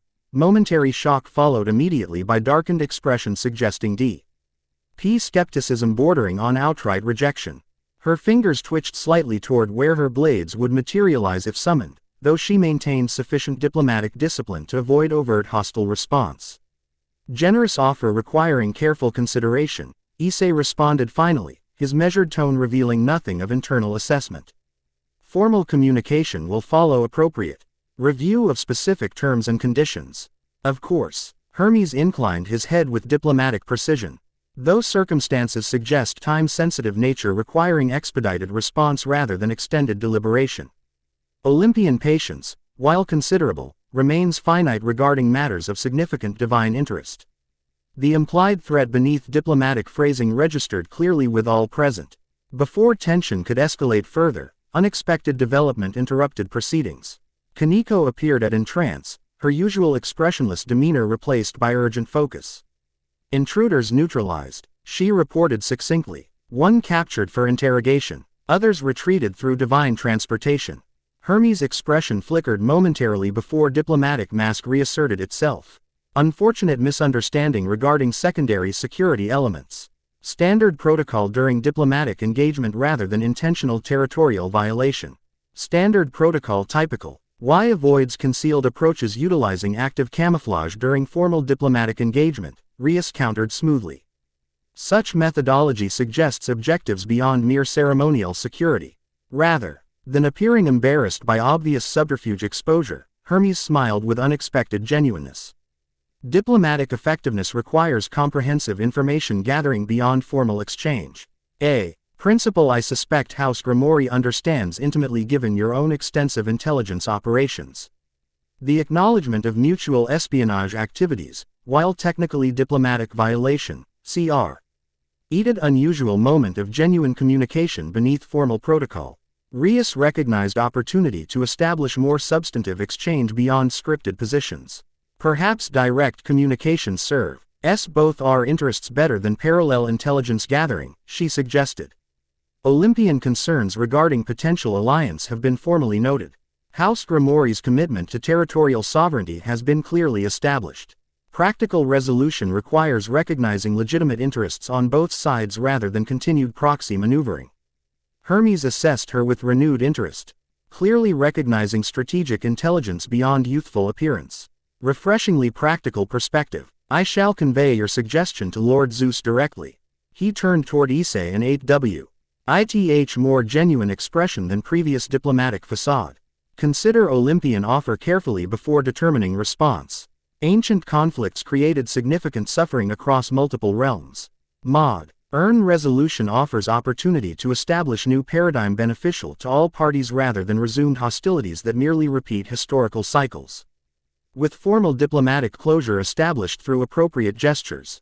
Hermes departed with considerably less theatrical flourish than his arrival, suggesting genuine diplomatic engagement rather than merely ceremonial appearance. The divine light surrounding him diminished gradually rather than instantaneous withdrawal, allowing graceful exit consistent with messenger gods' traditional aesthetic preferences. As magical presence diminished from academy grounds, Rias turned toward her guests with thoughtful expression. Olympus extends formal diplomatic approach rather than merely continued aggression. Significant development suggest Zeus recognizes potential alliance as legitimate threat rather than merely territorial irritation or elaborate distraction, while alternative measures develop beyond obvious diplomatic theater. 8 suggested with evident skepticism. Zeus specialized in offering reconciliation while simultaneously preparing betrayal throughout our original conflict. Both interpretations merit consideration, Issei acknowledged. Expression revealing careful tactical assessment. The captured infiltrator provides opportunity to verify intentions beyond formal diplomatic presentation. Rias nodded agreement, recognizing practical opportunity to demonstrate additional benefits of potential alliance through shared intelligence gathering. Kaneko has secured the prisoner in specialized containment facilities beneath academy grounds. Interrogation capabilities exceed standard parameters due to specialized peerage abilities. Your queen possesses particular skills in this domain, Issei observed with surprising perception. Her magical signature contains elements suggesting expertise beyond merely physical extraction techniques. The assessment demonstrated supernatural awareness exceeding expected parameters. Rias acknowledged with appropriate gravity rather than expressing surprise at this demonstration. Akino's unique heritage provides specialized capabilities regarding certain supernatural entities, she confirmed. Particularly those with divine essence or connection. Convenient alignment with current circumstances, 8 noted, suspicion evident despite neutral tone. House Gremory values versatility in peerage composition, Rias explained without defensiveness. Each member brings specialized capabilities that enhance collective effectiveness beyond merely cumulative power metrics. As if summoned by discussion, Akino appeared at entrance with serene expression that somehow conveyed both perfect courtesy and subtle anticipation simultaneously. Prisoner secured and preliminary containment established. She reported with formal precision, belying obvious interest in forthcoming interrogation. Specialized protocols implemented regarding divine entity classification. Excellent, Rias acknowledged. Our guests have expressed interest in verification process beyond diplomatic presentation. Joint interrogation provides practical opportunity to establish information sharing protocols while assessing Olympian intentions beyond formal communication. Akino's smile widened fractionally, expression suggesting genuine anticipation rather than merely diplomatic acknowledgement. How delightful. Collaborative approaches often yield more comprehensive results than isolated methodologies. The subtle enthusiasm behind formal terminology wasn't lost on either guest. Ate's expression shifted toward something approaching approval despite general skepticism regarding devil motivations.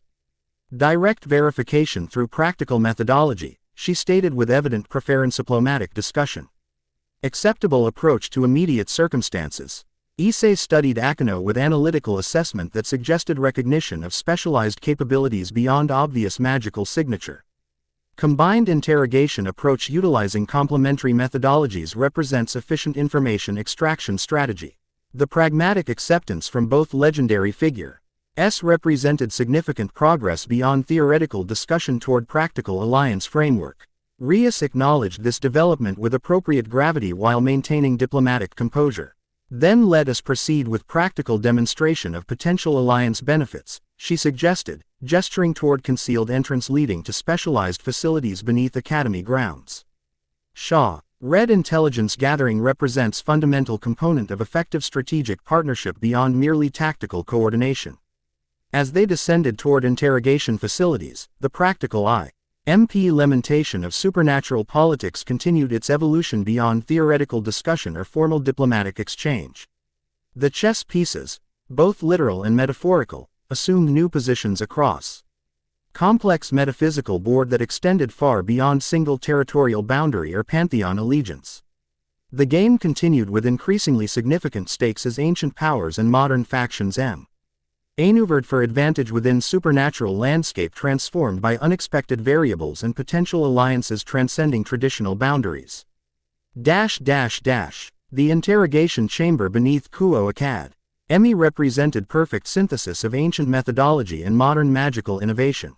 Circular space with specialized containment circle inscribed upon stone floor, traditional devil's trap enhanced. With contemporary magical theory that increased effectiveness while maintaining ethical parameters beyond medieval torture methodology. Monitoring equipment utilizing both technological and magical MP onants provided comprehensive assessment capabilities without relying solely on interrogator perception. At center of this specialized environment sat captured Olympian agent, humanoid figure whose perfect proportional harmony and subtle luminescence identified divine heritage despite current containment. The entity wore modern tactical attire rather than traditional Greek aesthetic, suggesting operational functionality prioritized over cultural tradition, notable development compared to Hermes' ceremonial appearance. Interesting, Issei observed, studying prisoner with analytical assessment. Divine essence signature suggests lesser deity rather than merely enhanced mortal servant. Zeus commits significant resources beyond obvious diplomatic approach. Designate classification. Charax. 8 identified with immediate recognition. Divine messenger subspecies utilized for covert operations during our original conflict. Combination of communication abilities and tactical capability D. Assigned specifically for intelligence gathering rather than direct confrontation. The prisoner maintained expressionless composure despite this accurate identification, though subtle tension in post. Your suggested recognition of significantly compromised position. Specialized containment neutralizes communication abilities beyond immediate physical environment, Akino explained, adjusting Manito. Ring parameters with practiced efficiency. Standard divine messaging functions inoperative within established boundary parameters. Preventing immediate reporting to Olympian leadership, Rias clarified. Creating opportunity for unmonitored intelligence gathering before Zeus receives confirmation regarding failed operation. Issei studied containment system with professional appreciation. Impressive adaptation of traditional methodology. The harmonic frequency disruption specifically targets divine communication wavelength while maintaining physical containment without excessive power requirements. Again, his technical assessment demonstrated knowledge beyond expected parameters, suggesting either remarkable adaptive capability or access to information through draconic connection to T transcended conventional learning methodology. Akino approached containment circle with serene expression that somehow conveyed both perfect courtesy and unmistakable threat simultaneously. Shall we begin with standard diplomatic protocol or proceed directly to more efficient methodologies? She inquired with pleasant tone entirely incongruous with obvious interrogation context. The prisoner maintained silent composure, expressionless features revealing nothing beyond minimal acknowledgement of addressed inquiry. Charax entities maintain specialized psychological conditioning against standard interrogation techniques. 8 observed with evident familiarity. Traditional methodology proved ineffective during original conflict. Traditional methodology lacked certain specialized aches developed through subsequent experience, Akino replied, smile widening fractionally as crackling electricity manifested around her fingers. Not standard magical energy but something darker carrying distinctive harmonic signature. Holy lightning, Issei identified immediately. Fallen angel essence adapted through devil magical framework. Fascinating hybridization with particular effectiveness against divine entities.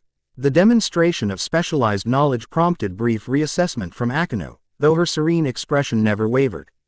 Correct identification suggesting extensive familiarity with supernatural energy classifications beyond conventional categorical boundaries.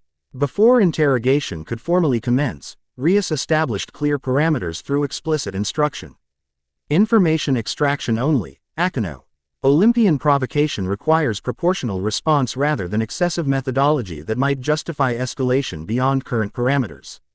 The instruction, while courteous in delivery, carried unmistakable authority that demonstrated genuine command structure beyond merely ceremonial hierarchy. Akino acknowledged with appropriate deference despite obvious enthusiasm for assigned task. Of course, President, she confirmed. Measured approach utilizing minimum necessary persuasion rather than comprehensive capability demonstration. With operational parameters established, The interrogation proceeded with methodical efficiency that revealed professional experience beyond academic understanding. Akino's specialized abilities created precisely calibrated discomfort without crossing into genuine torture methodology, ethical distinction maintained through careful power modulation rather than merely reduced intensity. Throughout this process, Issei observed with analytical assessment that evaluated both technical effectiveness and ethical implementation.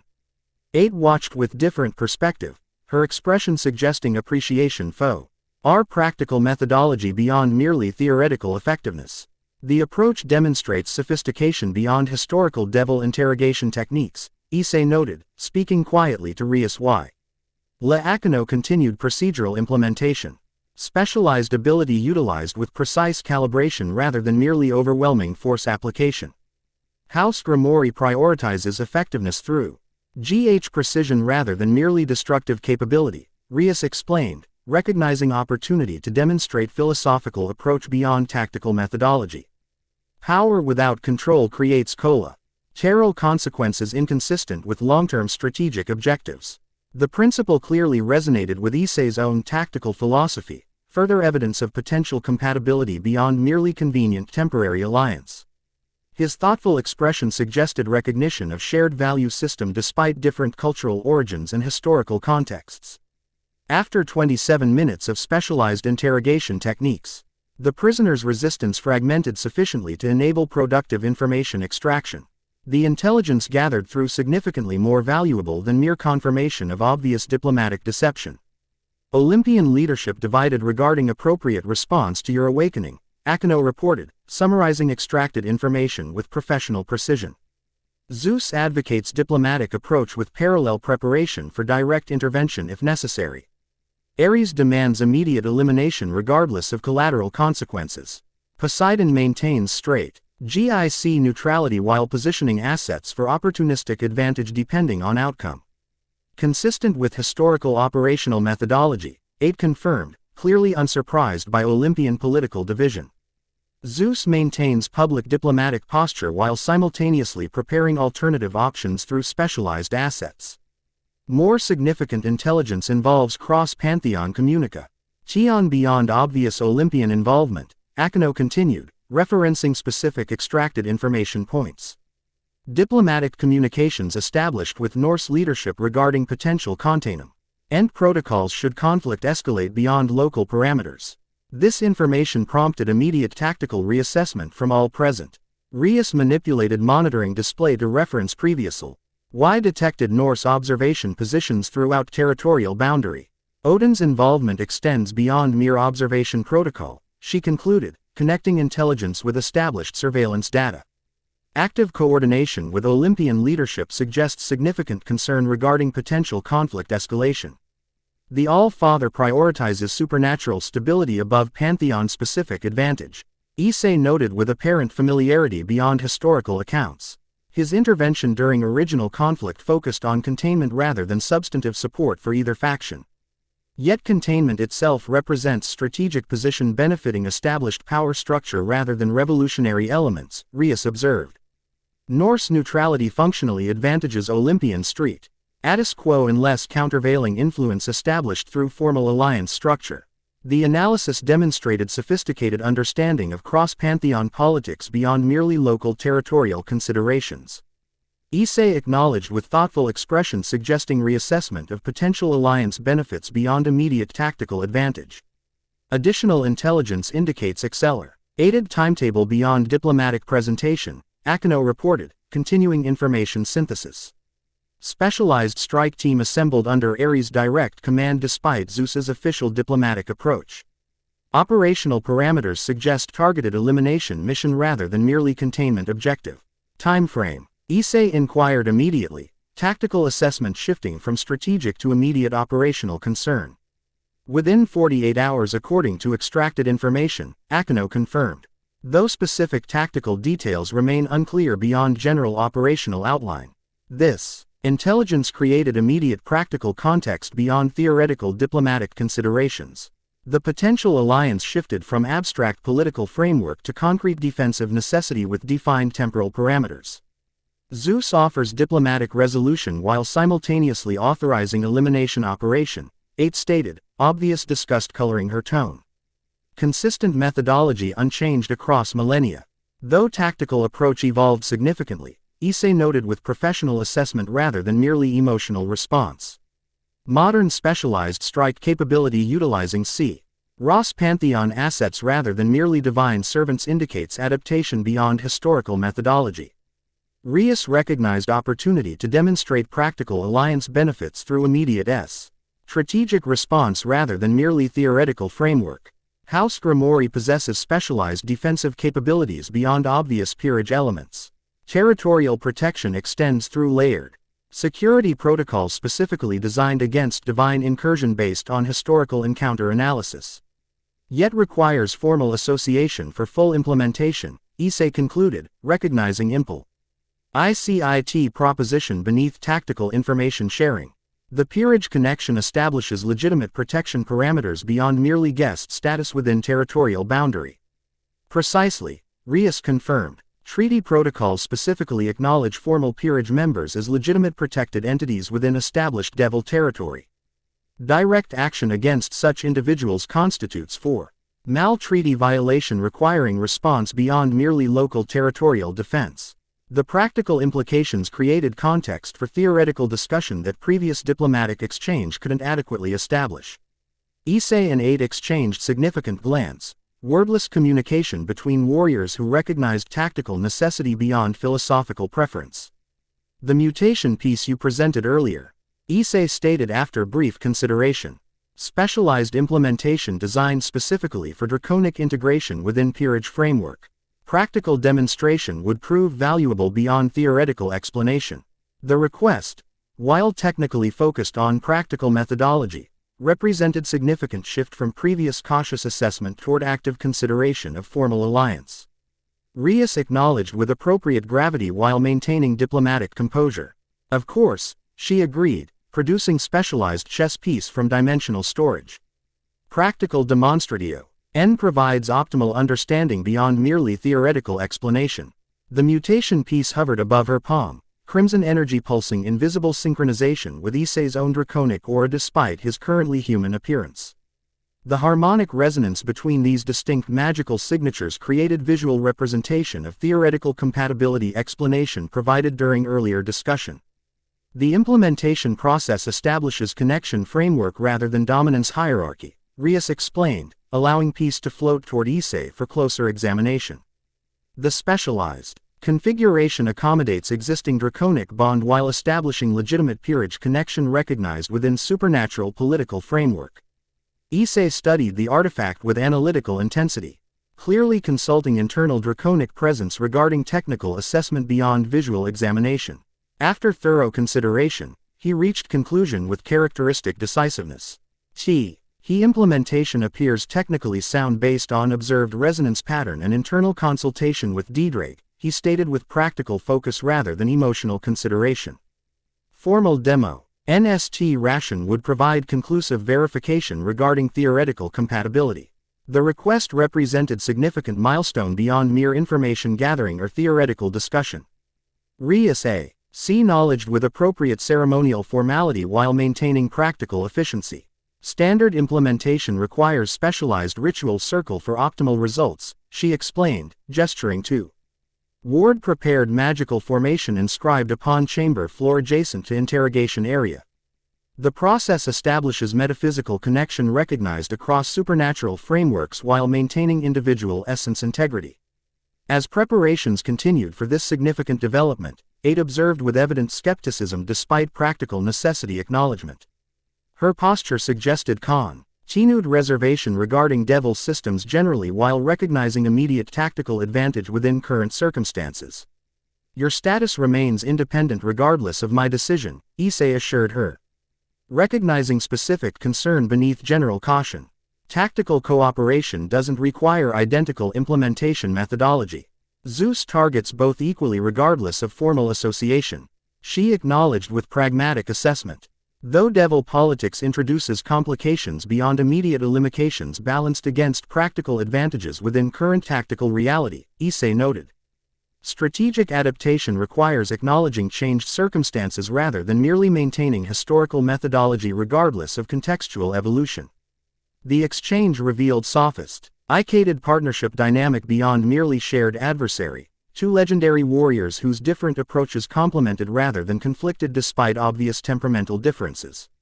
Rias observed, this interaction with increased appreciation for potential strategic value beyond merely individual combat capabilities. With ritual circle prepared and parameters established, the formal implementation proceeded with ceremonial precision balanced against practical efficiency. Rias stood at circle's edge, mutation piece hovering before her as she recited traditional incantation with specific modifications addressing unique circumstances. In name of House Gremory, I call forth power connecting hearts and minds across boundaries of origin and essence. This soul before me, Issei, dragon of Sparta, I claim as my pawn, not through dominance but through mutual respect and shared purpose. The traditional phrasing shifted subtly to acknowledge unique circumstances and relationship dynamic, maintaining necessary magical framework while establishing clear philosophical approach different from conventional implementation. Rise, Dragon of Sparta, as member of House Gremory peerage, strength contributing to our collective purpose while your individual essence remains sovereign within cooperative framework. As final words completed formal invocation, the mutation piece pulsed with intensified energy before floating toward Issei's chest.